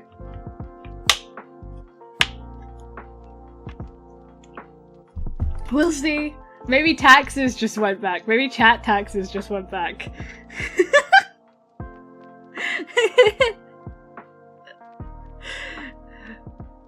What did you do? Refund the list? Yeah. Taxes just went back. So if you had any issues this stream, we'll see. We'll see if you had any issues this stream. Point taxes have been paid. Thank you, Killa, for paying your point taxes. They will go back into the community and definitely not into my pocket to eat when no one's looking. Your tax rebate just went back. She's still broken. Why is she broken? Why is she broken? What's wrong with her? Hold on. Let me find out. Because she was working earlier. She was literally working earlier. I think it's time to waterboard higher. No, it's not. Oh wow, I just got like 2.2k points back. Chat rebate! Yay! I actually figured out how to do chat rebate. I broke her with... Okay, hold on. Let me have a look. Let me see if I can fix her. I can fix her. I only got 200. Sadness. Oh god, why am I getting waterboarded? Stop it! No! I'm trying to fix the woman! Don't use your taxes like this! Don't use your taxes like this. Right, sorry. Hold on. Point taxes. There we go. There we go. It's rebate time. Rebate time! You have been rebated. You have been rebated. It's rebate time. Hopefully you've been rebated. We'll see. Maybe you've been rebated. There we go. We'll see. We'll see if that worked. Also, I need to fix back to channel. Point tax rebates. Another 200. I'm rich. Excellent. Wonderful.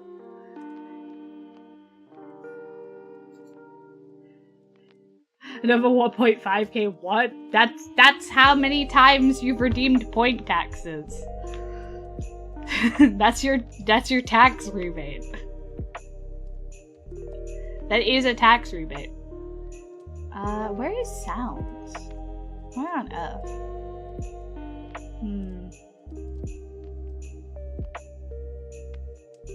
What was the other one for? TTS? Yeah, I think I just refunded. No, I think I refunded. I don't know what I refunded. I refunded something. The tax rebates have gone out. If you do point taxes a lot, you should have your taxes back now. Remember, I do that like once every month. If I remember.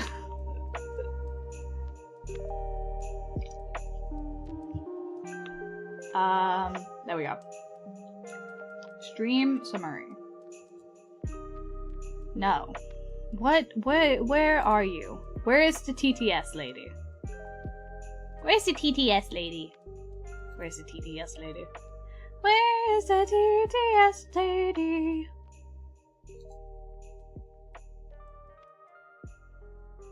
Sandalets. Activate. Set as overlay. Set as component 1. Okay, cool. Okay, cool. Activate. Add as new panel. Okay. Cool. Maybe that'll work. I don't know. Back to Twitch.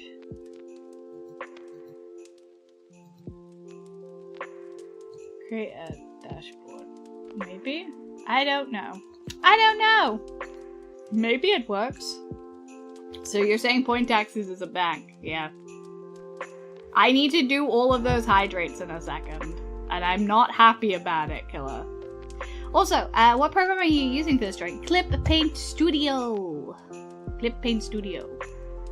Hi. Ooh, I have so many hydrates to do. Hold on, I'll do them in just a second. Just a minute.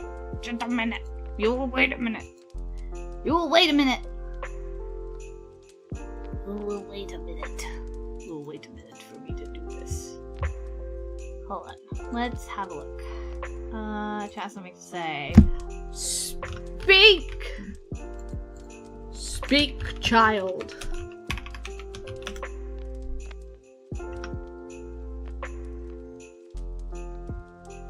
Now, why aren't you working?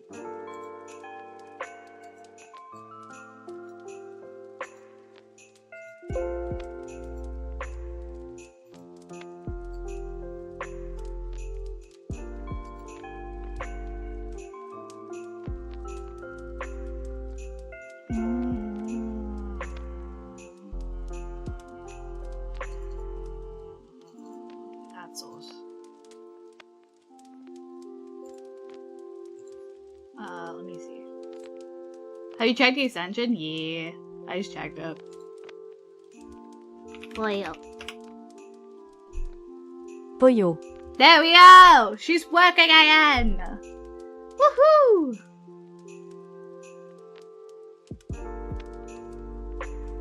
Oh.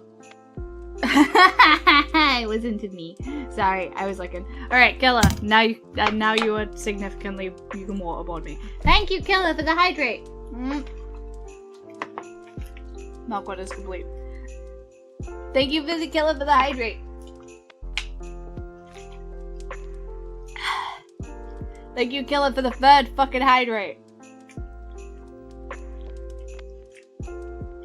And I'm doing this with water, not Monster. Fuck you. And thank you for the fourth hydrate. I am not killing myself. Hydrate. Pollo, pollo, pollo, pollo, pollo, pollo, pollo, pollo, lézard, lézard, lézard, lézard, lézard. Yes. Pollo lizard.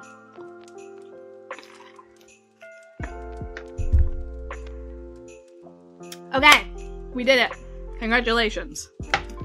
We might now return to the original job.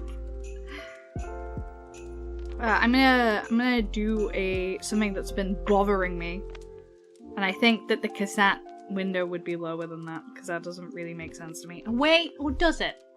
I need to look at the image of a cassette. You know what? It does favor one side. That's fine. It does favor one side. Lizard. Lizard, lizard, lizard, lizard, lizard. However, we are gonna fix this bit. Oh, I didn't mean to do that. Wrong friggin' thing. There we go. Select. Deselect. Now we ride at dawn. I don't know what's wrong with me. Chat! I'm losing my marbles again. Chat! It's time for Hayano's daily lose her marbles. Yay! There we go.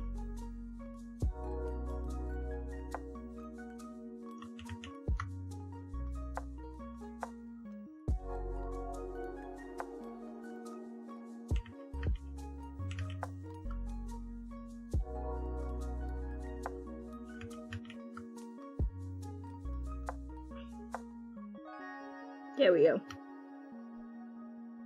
There we go.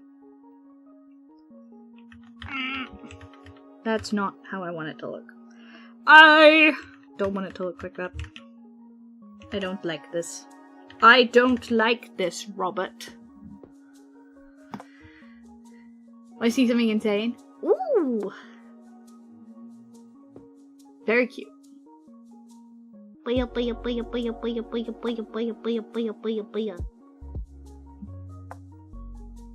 Oh, again, when did I collect them as in my marbles? Recently. Recently, I promise. Recently, I promised I collected my marbles. They were somewhere here, and maybe I lost them again somehow.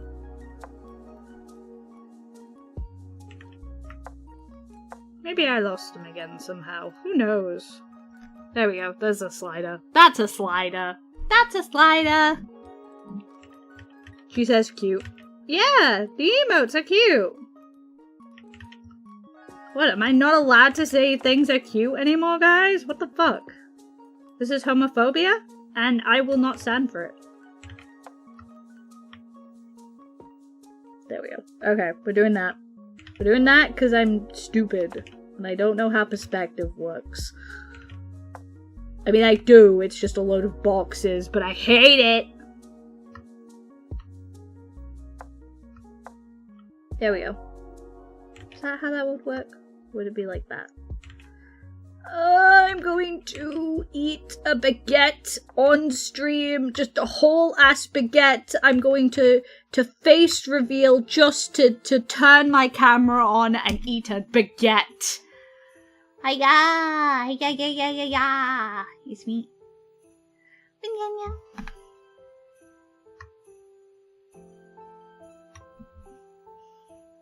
Oh mon oui oui baguette. Oui, baguette. I'm going to face reveal just to eat an entire fucking baguette.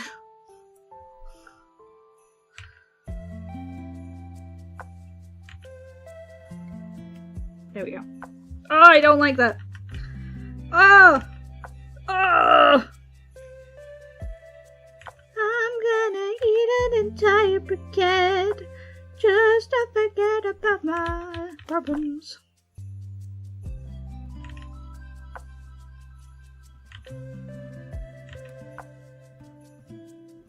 There we go. Ah! No. Ah! Yeah, okay, that's fine. Sorry, I was being a little bit dramatic for that. Get some brie for it. Brie. Brie. That doesn't We look do not right. talk about the baguette on stream. Please forget this has been mentioned or else you will face the wrath of Khan. The Wrath of Khan.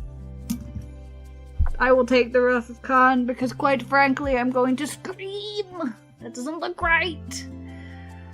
Oh, I'm going to eat a baguette. No, I'm not. I'm fine. Everything's fine. This is wrong. This is the wrong perspective. Shiny. Wrong man. Wrong man. I'm going to die. I don't even have a baguette to eat. I don't even have a whole baguette to eat. That's how mad I am. I already ate it. Shiny.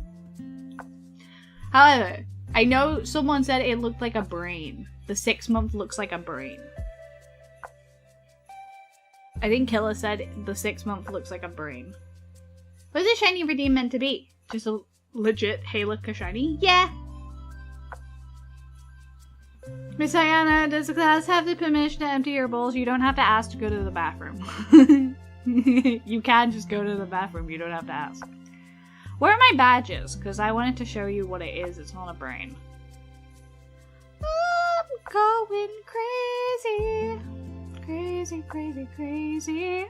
Crazy, crazy, crazy, crazy. Crazy, crazy, crazy. Crazy, crazy, crazy. Okay, good. That's very funny.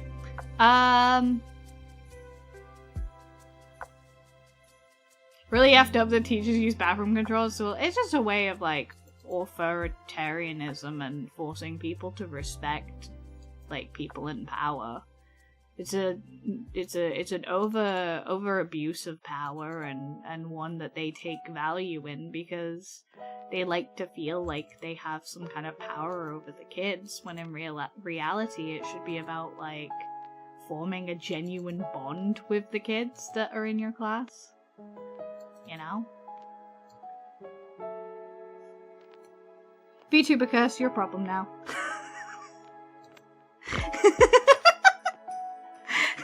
Sorry, I just saw this. I was like, yeah, I guess this was a meme.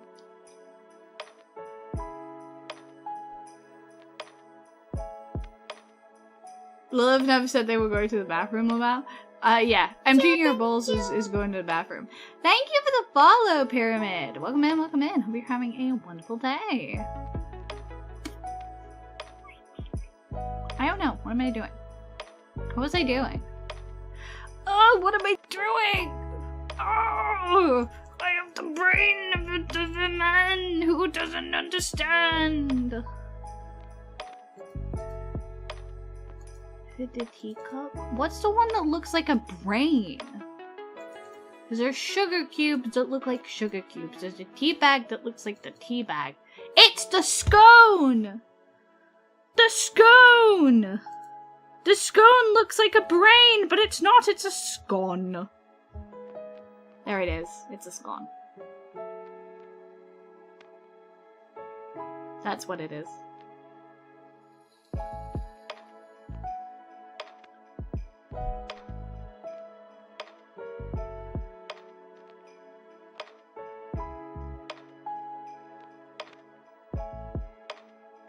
Yes, that it's not brain. I promise. It's a scone. It's a scone. It's a scone. Whatever you want to say. But yes, hello, welcome in. In chat, it looks like a brain. Yeah. Unfortunate reality of things not translating when they're far away. Truly. Brains. Brains. Is it for? It's for 8 months. 8 months. 8 months. What am I gonna do, killer? You've been subscribed for too long. You need to stop. I only have a couple more. I only have a few more. What am I meant to do?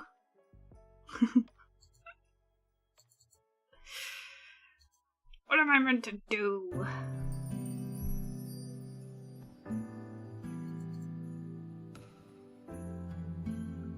Read me. Okay. Anyway. Yep, there we go. No, you have up to 2 years. I do? I don't even remember when I added up to 2 years. What did I add? That's a question for another day, I'm pretty sure.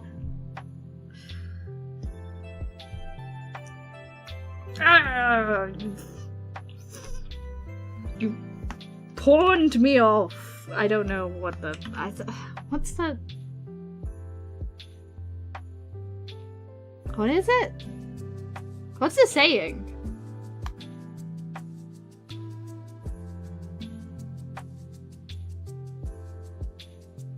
I can't remember what this is, how I'm supposed to say what I want to say, but I don't think pawned me off was the correct... I don't think that's... I didn't even... Has anyone got the MS Paint Doodle from Haya before? No. No, absolutely not. No one has ever gotten that. I'd lower it. I could lower it. But I just don't think it's anything that anyone's really been interested in who has been for a longer amount of time. I could lower it. What is it? 50,000? That does seem kind of expensive. Maybe I should lower it to like 10. It's only an MS Paint Doodle. It's not like a whole commission.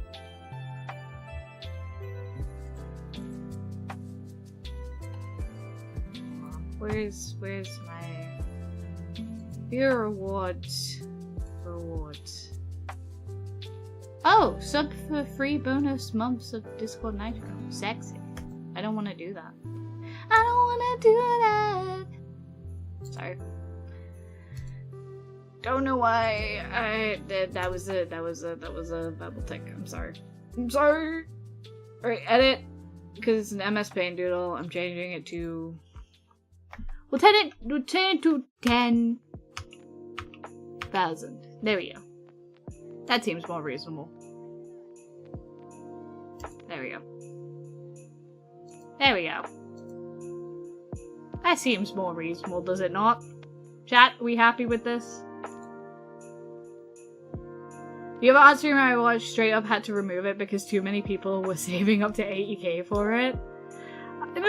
Maybe I'll up it again if we get a lot of people who are like, yeah, who are like, you know, redeeming it constantly.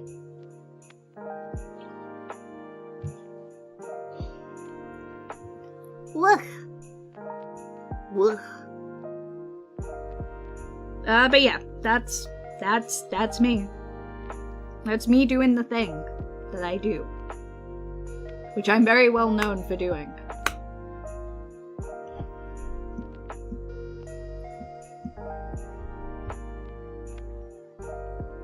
That's a joke because I'm not very well done for doing art.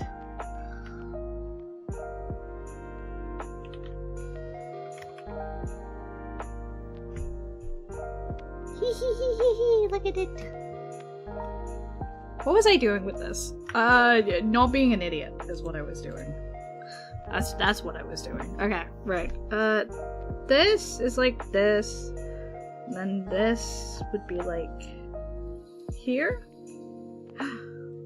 Oh, I committed to it, and now I'm not sure if I wanted to commit to that. Oh, commitment. I'm being silly, don't worry. I'm being silly. I'm being silly, silly. Silly, silly, silly.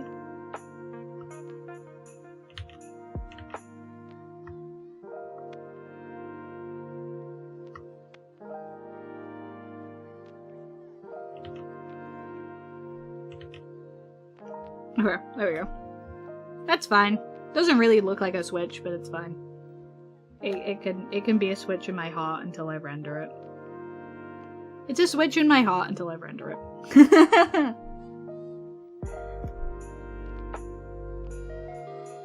I think the streamer got rid of the 8k art redeem because people were only saving for the art and not doing any other redeems at all. 10k is much easier to get and still allows for other redeems to be made and still collect points towards the doodle. Yeah! Now we spam the other redeem. She was worried people were only there for the free commission. Oh, I don't really care. It's an MS Paint doodle. It's literally just gonna be like friggin' like this, but on MS Paint.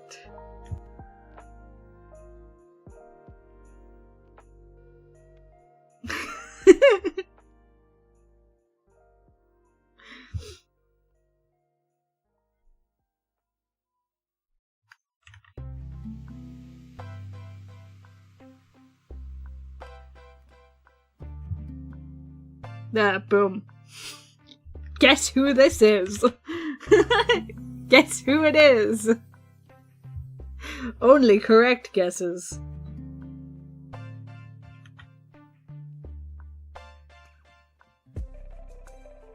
It'll have shitty coloring behind it too, to boot. Hope you know this. It'll have shitty coloring behind it to boot. It'll have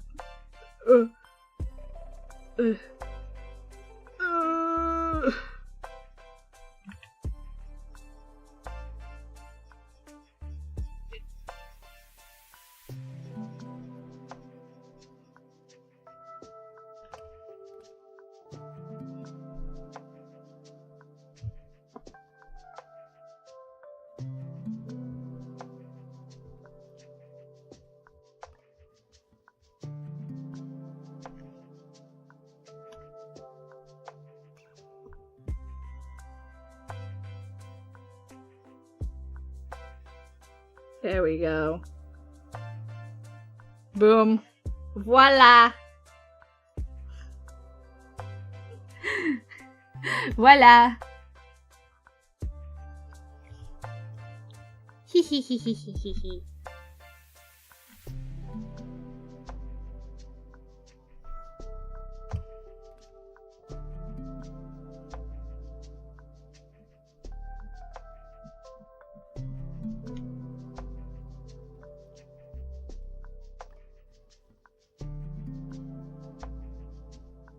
I do get it, though. I don't think it would be as fun if, like, people who, like, never talked just sat in stream and then were like, hey, like, I don't mind lurkers, though. I get what they're saying, but I also don't mind lurkers. I really don't. I kind of like lurkers, you know? It's fine. It's never really been an issue for me. I don't know, and I don't care to be that person who's like, well, I wouldn't care if I allowed commissions, because at the end of the day, I don't do it, so. Me. Fuck me, I guess. Yeah, I'm pretty happy with this. This has mostly been a just chatting stream and talking about art more than work stream, but, you know. We at least got some of it done. I reset.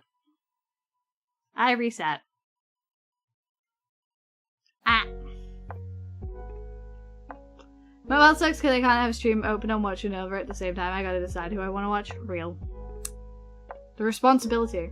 She didn't do full commissions. I legit got the last one she did. I can send it in Discord if you'd like. Only if you're comfortable with it. And like I said, I don't particularly mind. If someone wants to sit here and like lurk and then be like, hey, can you draw the character? I'm like, okay. It's gonna be shit. Please understand, it's gonna be shit. I might do like clip paint studio doodle as an option. But I feel like as long as the viewer understands it's gonna be a shit doodle, then, you know.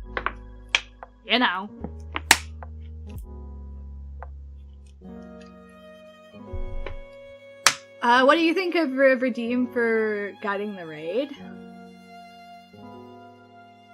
Maybe. I think that's more of like a... Oh my god. I think that's more of a community question if you guys want it. I think that's kind of the reason I want it. A shiny version of my PFB would be perfect. A shitty version of my PFB would be perfect. Yeah. That's what I said. The MS Paint one's gonna be super shitty. I might do like a eventual like, oh hey, if you would like a clip paint studio of your doodle of your character. But again, I'm not really a character artist. What was the last piece that I did? I did a piece for... Oh god, do I want to show this? These are so bad. For those who don't know, I was recently on Aito's, he's actually doing another one tonight, but he was doing a 900 follower celebration, and while I was on it, I drew this, which, this is about the extent of my doodled humans. This is about the extent of my doodled humans. So, yeah. Yes, Curse of the Hands. Truly, I did not want to draw hands.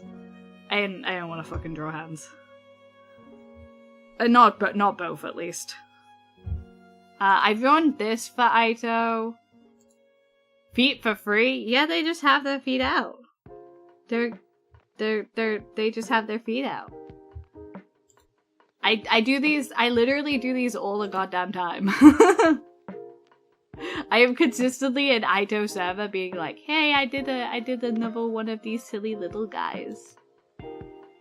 They take like 5 minutes to do and they're very fun. I like them. I like this one in particular. I like the chunky hands. I like the chunky silly hands. But I do like this one as well. The right foot was backwards on the same one. Yeah. Hee. The nice thing about these things is it's just like, they're so silly and like fast that there's not a lot of pressure to be any kind of way with them, because the shading is literally just done by like the highlighter pen I have. and that's it. They're so silly. But if I watch stream at all, I will usually like do some of these. I don't do them for Hayano because I think Hayano has such a complicated design, and I prefer simpler designs for doing these. But no, I do fuck around quite a bit. Never goon. Is there anything else that like I've done semi-recently that I'm actually like happy with? Not really. Not really. Nothing to shout about. Really nothing. Oh, I guess I did this Pocket IO. Ha ha ha ha ha. I also did this. This is absolutely based on like a base.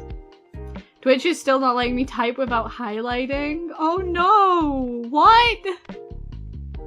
What? What?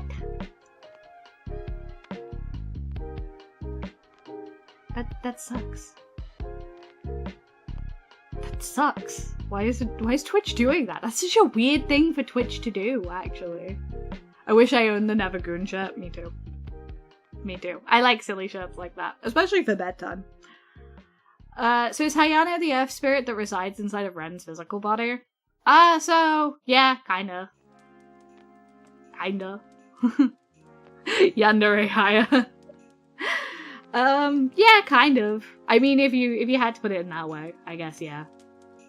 Like, I obviously IRL don't go by. Which is why the speaking it doesn't work for me. It does now, apparently. It does now, apparently. Yeah, Haya is like who... Haya is like who I am when I stream. It worked, what the fuck is happening? I don't know. That's so weird. That's so strange. I'm sorry, Sai. That's so strange. Yeah, I think Hayano is very much me, but like, it's me who is better at human. And then IRL, you don't go by Ren. Not for a while. I used to for a while, but no. I haven't in a while. I go by my birth name. I go by a shortened version of my birth name because I don't think this is a weird thing to say. I go by a shortened version of my birth name because it's gender neutral. So, yeah.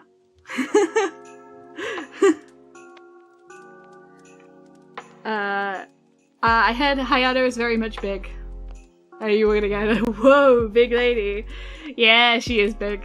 Super cute drawing. I like it. I had a lot of fun with this one. Like I said, I do stupid ass doodles all the time. I'm so stupid about it. I'm like, the only time I post artwork is when I do stupid doodles.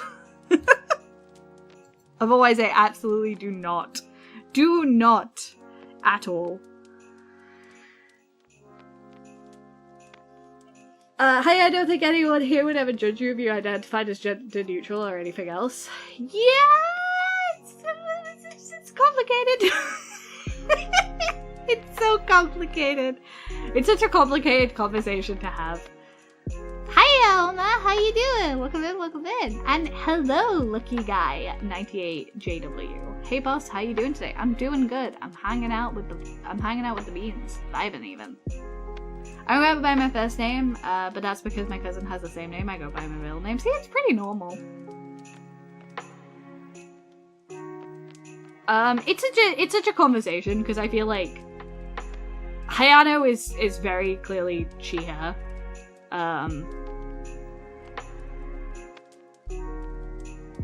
I don't personally put myself under the trans umbrella because being completely let's be completely transparent for a second. the person behind Hayano is, and I'm hesitant to say this, but the person behind Hayano is gender fluid, and that's a complicated conversation to have with people. I tend to use the moniker non-binary, but I don't personally. I struggle using like the overarching umbrella that is trans, because I have frequently in my life been told I am not trans enough.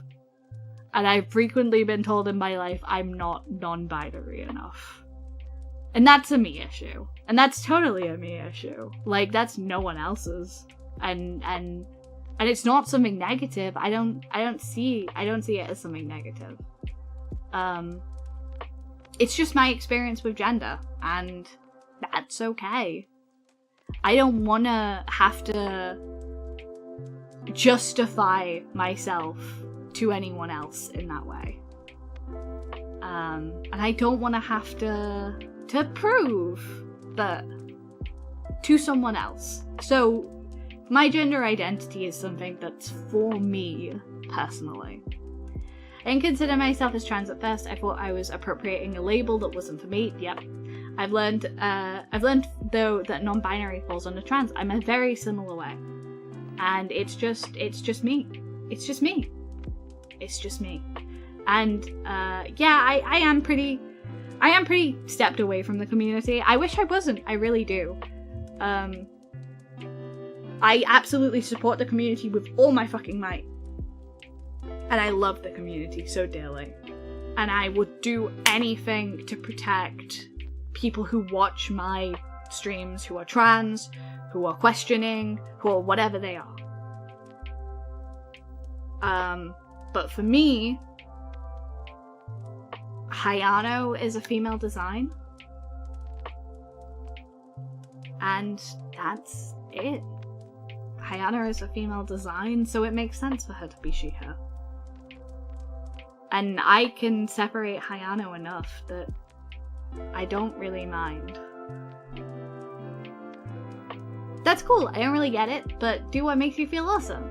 Sorry for being kind of ignorant on the matter. You're not that's not ignorant. That's just what anyone should say, in my opinion. It's like, you don't owe me anything to understand. I think the level of understanding you have that you're exhibiting is perfectly fine. Like, you don't need to totally understand what goes on to be supportive.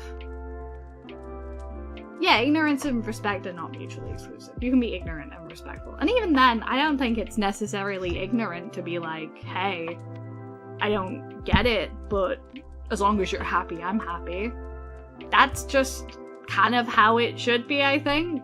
You don't have to totally understand everything. Gender is all personal, and it's very wrapped up in like who you are and how you feel about it. And I think that's a very personal thing. And I don't think inherently you can understand unless you you'll only ever understand your own experience with gender. And we can understand on some level each other and respect. Hey, that's what ignorance is, though, not knowing about or understanding a thing. Well, yeah, but I do get that is what it is. But I think ignorance is such a strong word for it. I think in, like, how today's language has shaped, ignorance is such a strong word for it. Especially with how that's thrown around in, like, such a more, like, aggressive way than it used to be. The connotation of ignorant has been turned into negative. Absolutely. By the way, Blutiful, thank you so much for the, I believe, hold on, sorry, I'm stupid. Did I read that wrong? I think I saw you redeem something, or maybe... Oh my god, I'm so dumb. Hello, welcome in. I fear that may be my first time ever chatting. No, that's totally fine. That's totally fine. I usually like quietly. No, do not worry. Do not worry at all. Sorry to like highlight you all of a sudden like that. My goodness. I did not mean to like add that stress or anything. Yes. Yes. I'm it's because of how society uses the term. Yes. That's why I'm a little bit tentative to allow someone to say that they're ignorant about themselves when they're clearly establishing a very positive narration around something. And that's very good. That's very I don't want me to immediately jump in and be like, yes, you are ignorant. But it's like, I think ignorant kind of nowadays implies a lack of willingness to learn. And I don't think that's true at all. I believe everyone, well, maybe not everyone, but I like to believe that everyone wants to learn. I think everyone at some point in their life wants to understand a fellow human being. And I never want to discourage that. No worries, I just wanted to say something because I felt very similarly on the topic. Yes. It was the hey, hi, hello that you redeemed. I see it now. Sorry, my thing was being weird and I was like, ooh. Hello, how good are you? It go well. I was taking a mild break from it to see how I felt about it in a sec. If anyone needs to talk about gender identity, I'm not an expert, but I'm open to discussing these things with people who are genuinely interested in learning about gender and such. And I am the same way. I will always, albeit tentatively, talk about my gender. Because my relationship with gender expression is very unique to myself, and I understand that's very complicated. And I don't ask anyone else to understand that because it's something I'm working through. And I think I'll spend the rest of my life figuring it out. I think I'll spend the rest of my life figuring out where I am. I tuned in from studying my social and gender psychology class, so this feels like I'm in a lecture. Oh my god, I'm so sorry.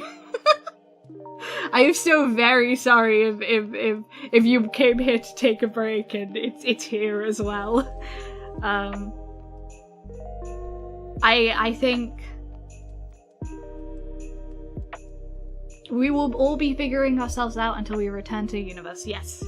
Yeah, that's my full belief. And therefore, that's just how it is. And I think learning about that and being close enough to someone to touch their soul in that way, to share how you are, it's a very beautiful thing. It's a very beautiful thing to share in that adventure with other people. And I've always strived to create a community where people feel safe to ask questions, people feel like they're not judged. It can even be multiple people, yeah. That's just how it goes. Everyone's different, everyone's got their own stuff going on, and that's just how it is. Which is weird to put it like that, I suppose. But I don't know. I by the way, this is not me saying people who want to be out there and like representative of their gender and absolutely like be defined by it and like it be like a part of their like gender identity and that be a part of their personal identity. I'm all in the court of those people. Fuck yeah. You rep that shit hard and you get the respect you deserve. It's just not personally what I do. My gender to me is a very personal thing, and it's a very beautiful thing. Everyone is deserving of love and understanding. The only time I turn someone away is when they're being hateful and trying to feign ignorance of their wrongdoing. Yes, that is correct. I will always try with people. I will genuinely always try with people, and that's all you can do. But if it comes at the great extent of your own mental health or your own well-being, it's important to know when to step away and look after yourself, because at the end of the day, when it comes down to it, literally at the end of the day, when you are with yourself laying in bed at night, you are with yourself. And you have to reckon with that. You have to be a person with that. And being that person can be hard. So you've always got to focus on yourself first. Everyone deserves love and understanding and the chance to be educated. But you're allowed to step away and allow someone else to step into that place. It's about balancing the two. It's about creating a good community where you can have those conversations, and then being aware that maybe if you touch enough people's hearts, they'll eventually carry the torch as well. That when you teach a class of people, per se, that those people are gonna go and they're gonna spread that teaching. That they're gonna continue to pass along the things you've said. Well, yeah, I gotta make it known you're not a doormat as well. Yeah, that's the very blunt way to put it. I think I see all of the world how it is, and you can call it a bit silly, but I want to be at least a little bit romantic about it. And I know there's things you can't be. You have to be blunt sometimes. But I love people. I love hearing people. I love understanding people. I think it's such a beautiful thing to be able to do. And, you know, that's it. That's what keeps me going. And yeah, I take breathers, don't worry. I got myself. Good food does help. Good food is everything to me. Talking about good food, we are about 30 seconds out from an ad, which means I get to do another cheese run, which means I get to get a block of cheese and put it in my mouth. But for that, what that will look like for you is we'll take a quick ad break, and yeah, I will see you guys. And don't worry, you won't miss anything, because when you take an ad break, I take an ad break, and we all take an ad break, which means stretch, hydrate, and look after yourself, and go get food if you haven't already. I will see you guys after the break.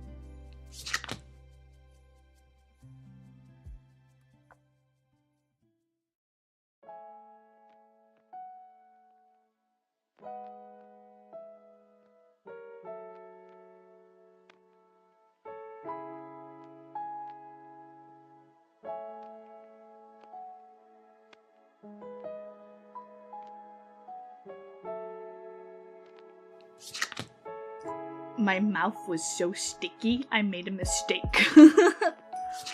I made such a mistake.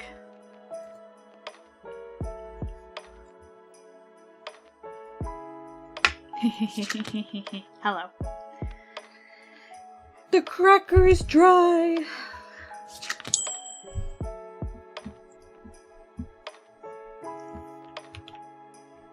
Anyway, hello. Hello, everyone. Grab my memory on top. Oh, hell yeah. Hell yeah.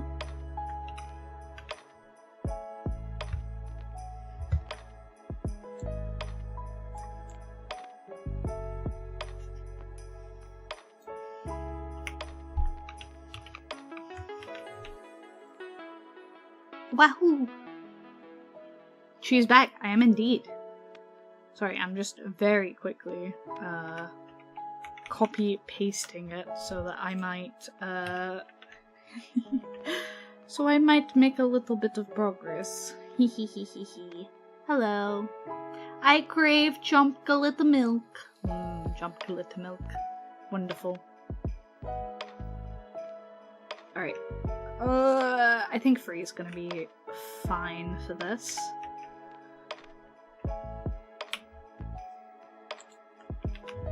Yeah, let's go free. Let's go free. Alright. Hello. Alright, let me swap back.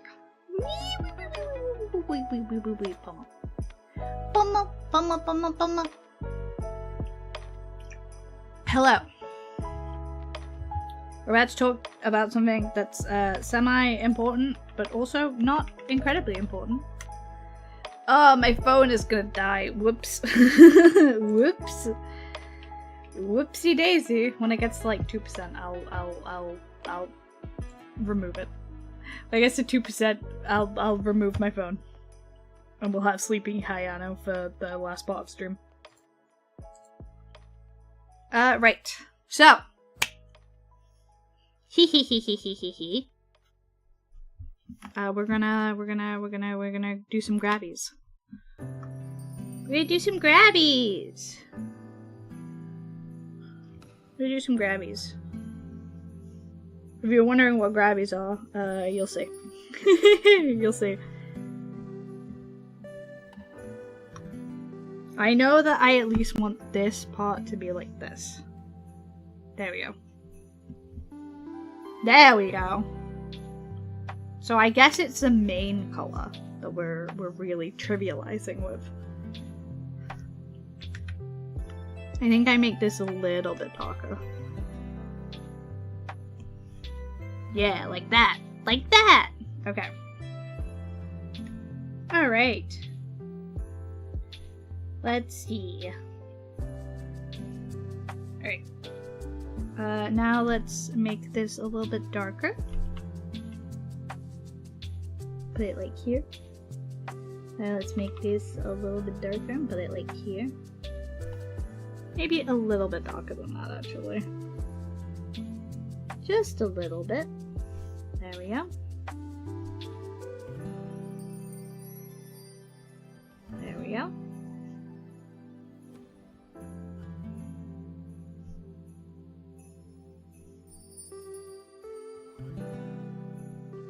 So I'm thinking for color variations. For base color variations,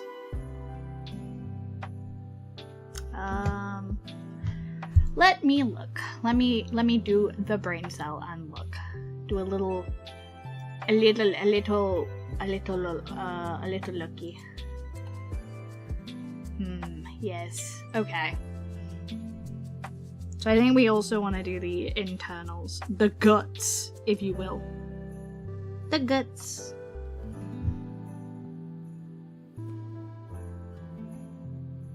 Let's up the tolerance. Let's up the tolerance. Beep, beep. Beep, beep, beep, beep. There we go.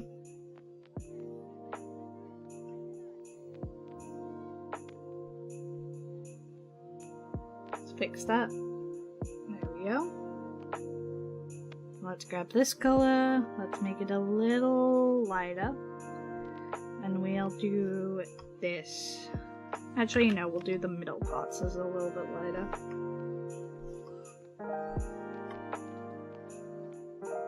Well, then we'll do the round parts. These parts. As this color. There we go. Alright. Okay. We're also gonna do these, the switch, as the lighter gray.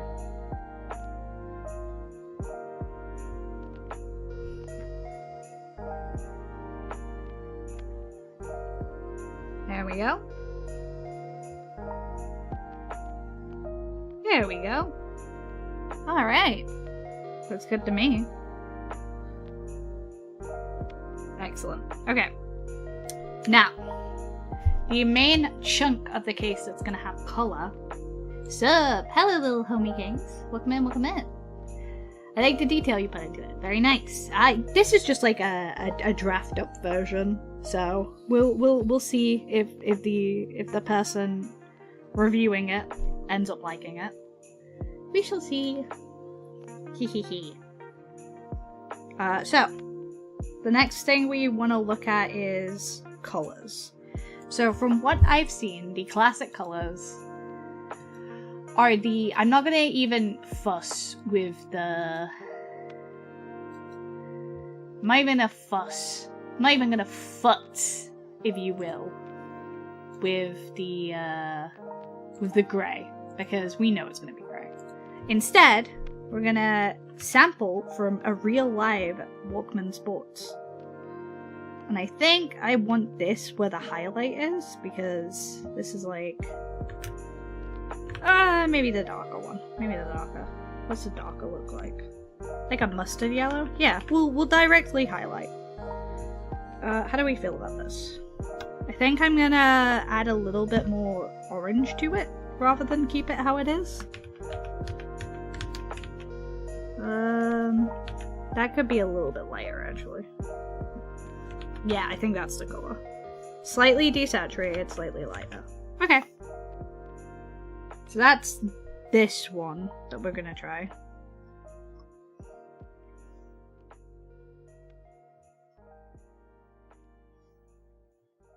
And I know that they paired this one with like a... They paired this one with like a teal, but they also paired it with a blue. So I think I'm gonna go with the blue for the buttons. I'm wondering if this is... Yeah, the values are too similar to that, so I'm gonna kind of brighten it up ever so slightly. Yeah, there we go.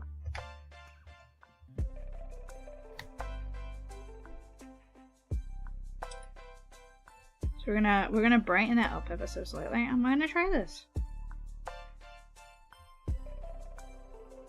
So we're not keeping it the exact same color, but we're keeping it the same color theme as the original Walkman. So there's one. I think for the second one, we're gonna take that blue that we just used, and we're gonna change it just a little bit so it's less saturated. It's more of like a this, maybe like a darker tone, maybe? Maybe we just take that blue, like the original blue, like this one. Yeah, let's do that. Okay. Let's do that for this one.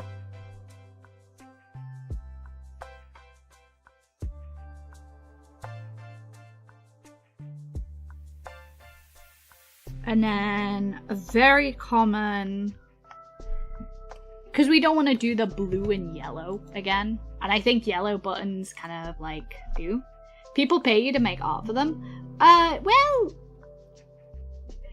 that is the plan, yes. I have been paid to make art in the past. This is for an animation project, like it's prop design for an animation project. But I'm not super stressed about getting paid for this because it was an old classmate who did a lot of stuff for me, so I'm totally fine with we're doing the classic you scratch my back, I'll scratch yours kind of situation. But the idea is for it eventually to maybe result in a job. I'd love to work in the animation industry. I mean, obviously I do commissions and like individual freelance work, but you know. The end goal is to always eventually get into, industry. Or at least industry adjacent, I kind of like that more. And I think I'm gonna do this one on this one. Thank you for the follow, little homie kings. Welcome in. Hope you're having a wonderful day. And thank you for redeeming your point taxes, Licky. They go back into the community and definitely not into my pocket to eat when no one's looking. Alright, yeah, I kind of like that. I kind of like that color theme. But is that going to translate well to black and white? We'll see. We'll see. I might have to brighten up the orange. I'm going to lighten up the orange actually already. No, not like that. I think I'm going to add more yellow to it. Yeah, there we go. That's a better value. That's a better value.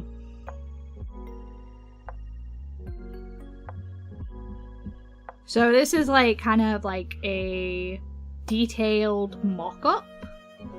At least a semi-detailed mock-up. But this will not be the final thing. This will be like a... it takes a little bit more time. It's got to go through a couple more passes before it hits the final.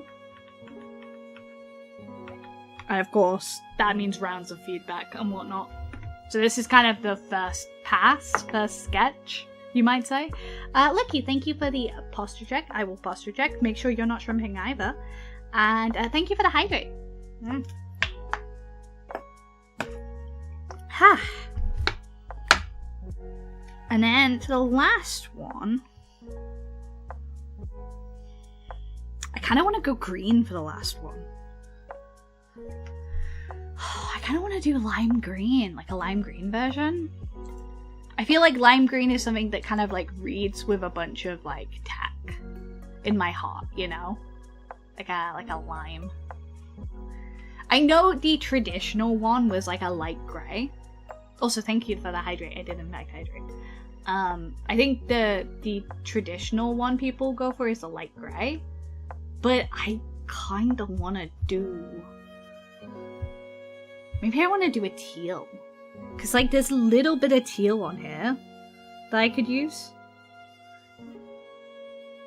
Because I want to use colours that were kind of associated with different generations of the Walkman. So maybe I go teal. Maybe teal. We'll try the teal. We'll try the teal and see how I feel about it. Heh, try the teal and see how I feel. Hee hee hee hee hee.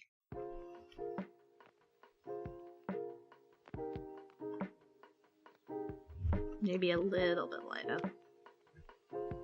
There we go.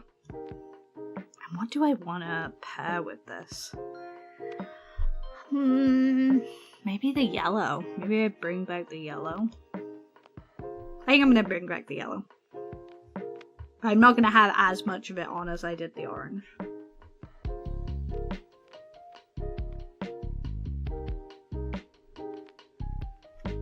Maybe? I don't know how I feel about that. Maybe like more of an analogous color, so maybe like a lime green. Like less... more analogous, less opposite.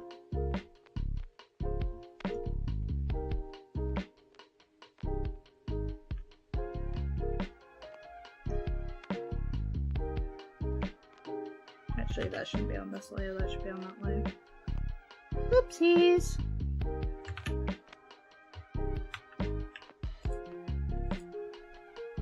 Oopsies, wrong layer. There we go. Okay. Alright, I can return to this later.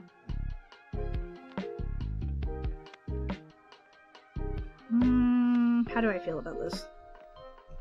How do I feel about this? Do I want more green on here somewhere? Maybe like here. On this one. Like where it overlays. Hold on. Let me see if I can isolate this out.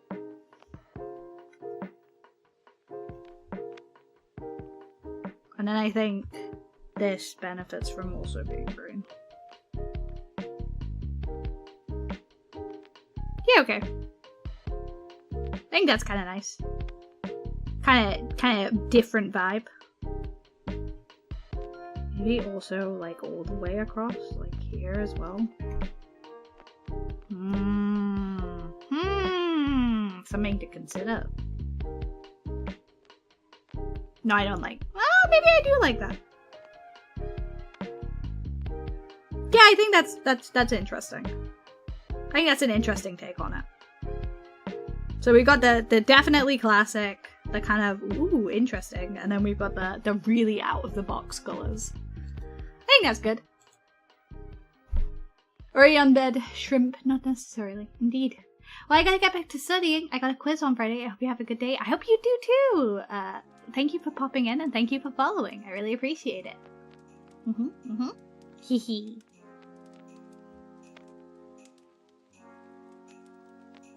I think the middle deep blue one wouldn't pop well for the astronaut short. Well, I was thinking that as well. And then I think I'd still better add it because I made these two, like, very bright. But the reason I made this one darker is because if they decide to make the suit white. Because if the suit is if the suit is a grey, I totally get this version or this version. But the reason why I'm adding this one is because if they make the suit white. Because then the dark pop is gonna pop against it. Are they using the traditional white spaceman suit? Yes, that's what I'm worried about. So I've added versions for like a grey, kind of like a dark grey kind of suit, and then I've added a provisional version of is this the white suit. Also, again, this is gonna be black and white, so if I new correction later, hue, saturation, luminosity. If we turn the saturation all the way down, this one's probably the best one. So I assume this is the one they're gonna end up going with. But for just color reasons, they might consider this one. Either way, they're obviously gonna be black and white, so they need to look good black and white as well. This one, the blue could actually probably do with being darker. Maybe like a really dark blue, actually. Yeah, I think the blue could be do with being darker. I think spacewalk suits have to be white to reflect solar radiation. That might be the case. I mean, there's also like a level of, are they gonna totally go realistic with it, you know? I'm not immune to that being a possibility, that they don't go super, super realistic with it.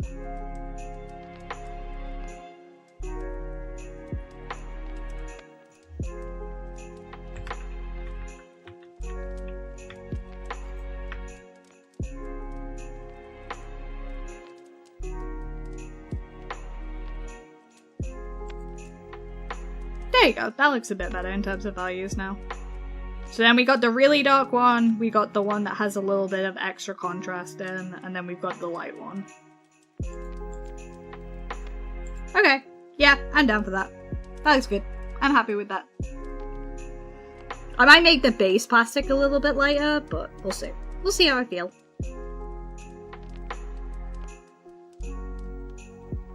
We will see. I like the classic Walkman one. It's classic for a reason, you know? That being said, yeah, no, that looks pretty good, actually.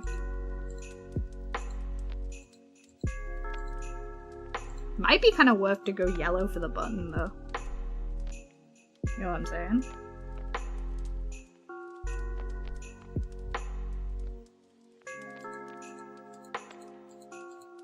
And maybe on this one we go teal with the button.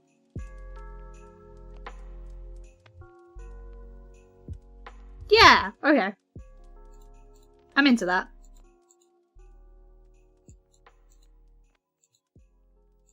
I might lighten the blue, actually, the teal. We might lighten the teal a little bit.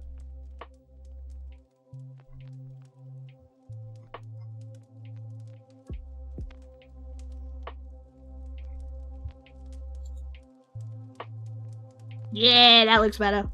There we go! Yay! Values! There we go. Yatta! Values! We did it, guys. I might want to actually make that a little bit more, like, here. Hold on. Let's see if that works.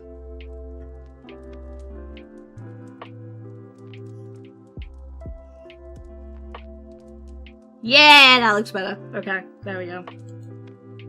Yeah!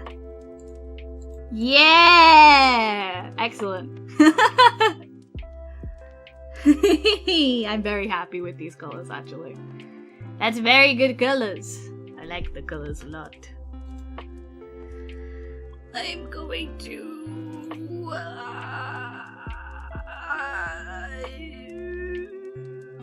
Am I am still in the...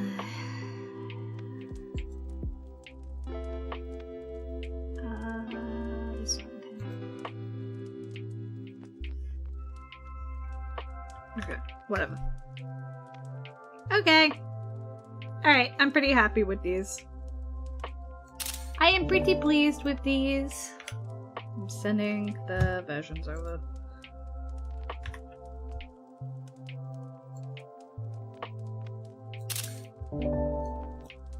There we go. I'm obviously gonna do another shaped version in my own time. Hello! I like Rhythm Games 2106. Welcome in. I'm very happy with these. I'm very pleased. I go, wait, see you later. Thank you for popping in, Lucky. Thank you. I really appreciate it. I hope you had a fun time while you were here. I very much appreciate having you in. Have a good sleep. Oh shit. Sorry, I gotta plug in my phone. Oh! Sorry. Model gun. Model gun. Model gun because phone dead. Forgot I need to plug in phone. Forgot that was a thing that needed to be done. Okay, there we go. There we go. Fixed. Chill time. Enjoying this. Good. I'm glad. I'm glad you like it. I think the sticker's probably gonna go like somewhere there. I'll design the sticker separately, obviously. But yeah, we had one of the drafts taken forward. I'm gonna probably take this draft forward next. Probably take this one forward as well. But thank you so much for popping in. I really do appreciate it. And yeah.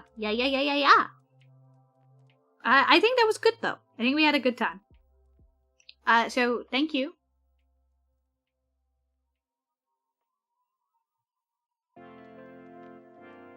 I'm fine. Drawn. Finna be peak. Yeah. Finna be peak indeed. However, I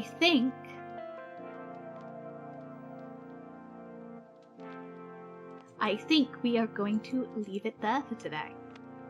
So, thank you for everyone who came in. Thank you for everyone who hung out. I'm glad I got to work on this with you. Like I said, I was very, very nervous about streaming art. I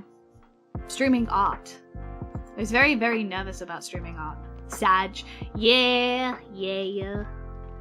I will definitely consider adding this as a permanent stream edition.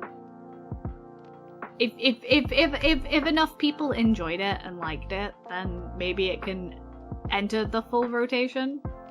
If we think that people had fun with it. But I very much appreciate you popping in. Everyone saying hello. Is anyone I know live? I'm a very big fan of the art and yap stream. Yes, I like doing just chatting streams.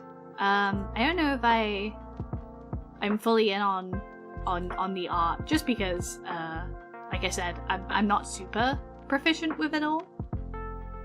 But you know. So thank you for everyone who came today. I think we're just gonna end out today. I'm a little tired. But thank you so much for everyone who popped in. Thank you so much for everyone who hung out. And if you haven't yet and you joined the community today, or you've been hanging out in the community, here is our... Why didn't you work? Why didn't that work? Hold on. I was gonna say, here's our Discord. Well, here is our Discord. Woo! Here's our Discord. Here's our Discord link. If you liked hanging out with the community, or you want to hang out more, or you want to see what the community has to offer, there's a Discord. Hang out with us. Chill out. Join if you'd like. I will be back tomorrow with more Pokemon ZA. We are absolutely caning the last chunk of ZA so that I can have my days back in order to play other games. And of course, in preparation for Pokemon DLC, ZA drop. Of course, because we want to play that, don't we? Yes. So, I will see you guys all on the other side. I'll see you tomorrow for some more Pokemon CA, and thank you. I had a very fun time today. I will see you all tomorrow. Goodbye!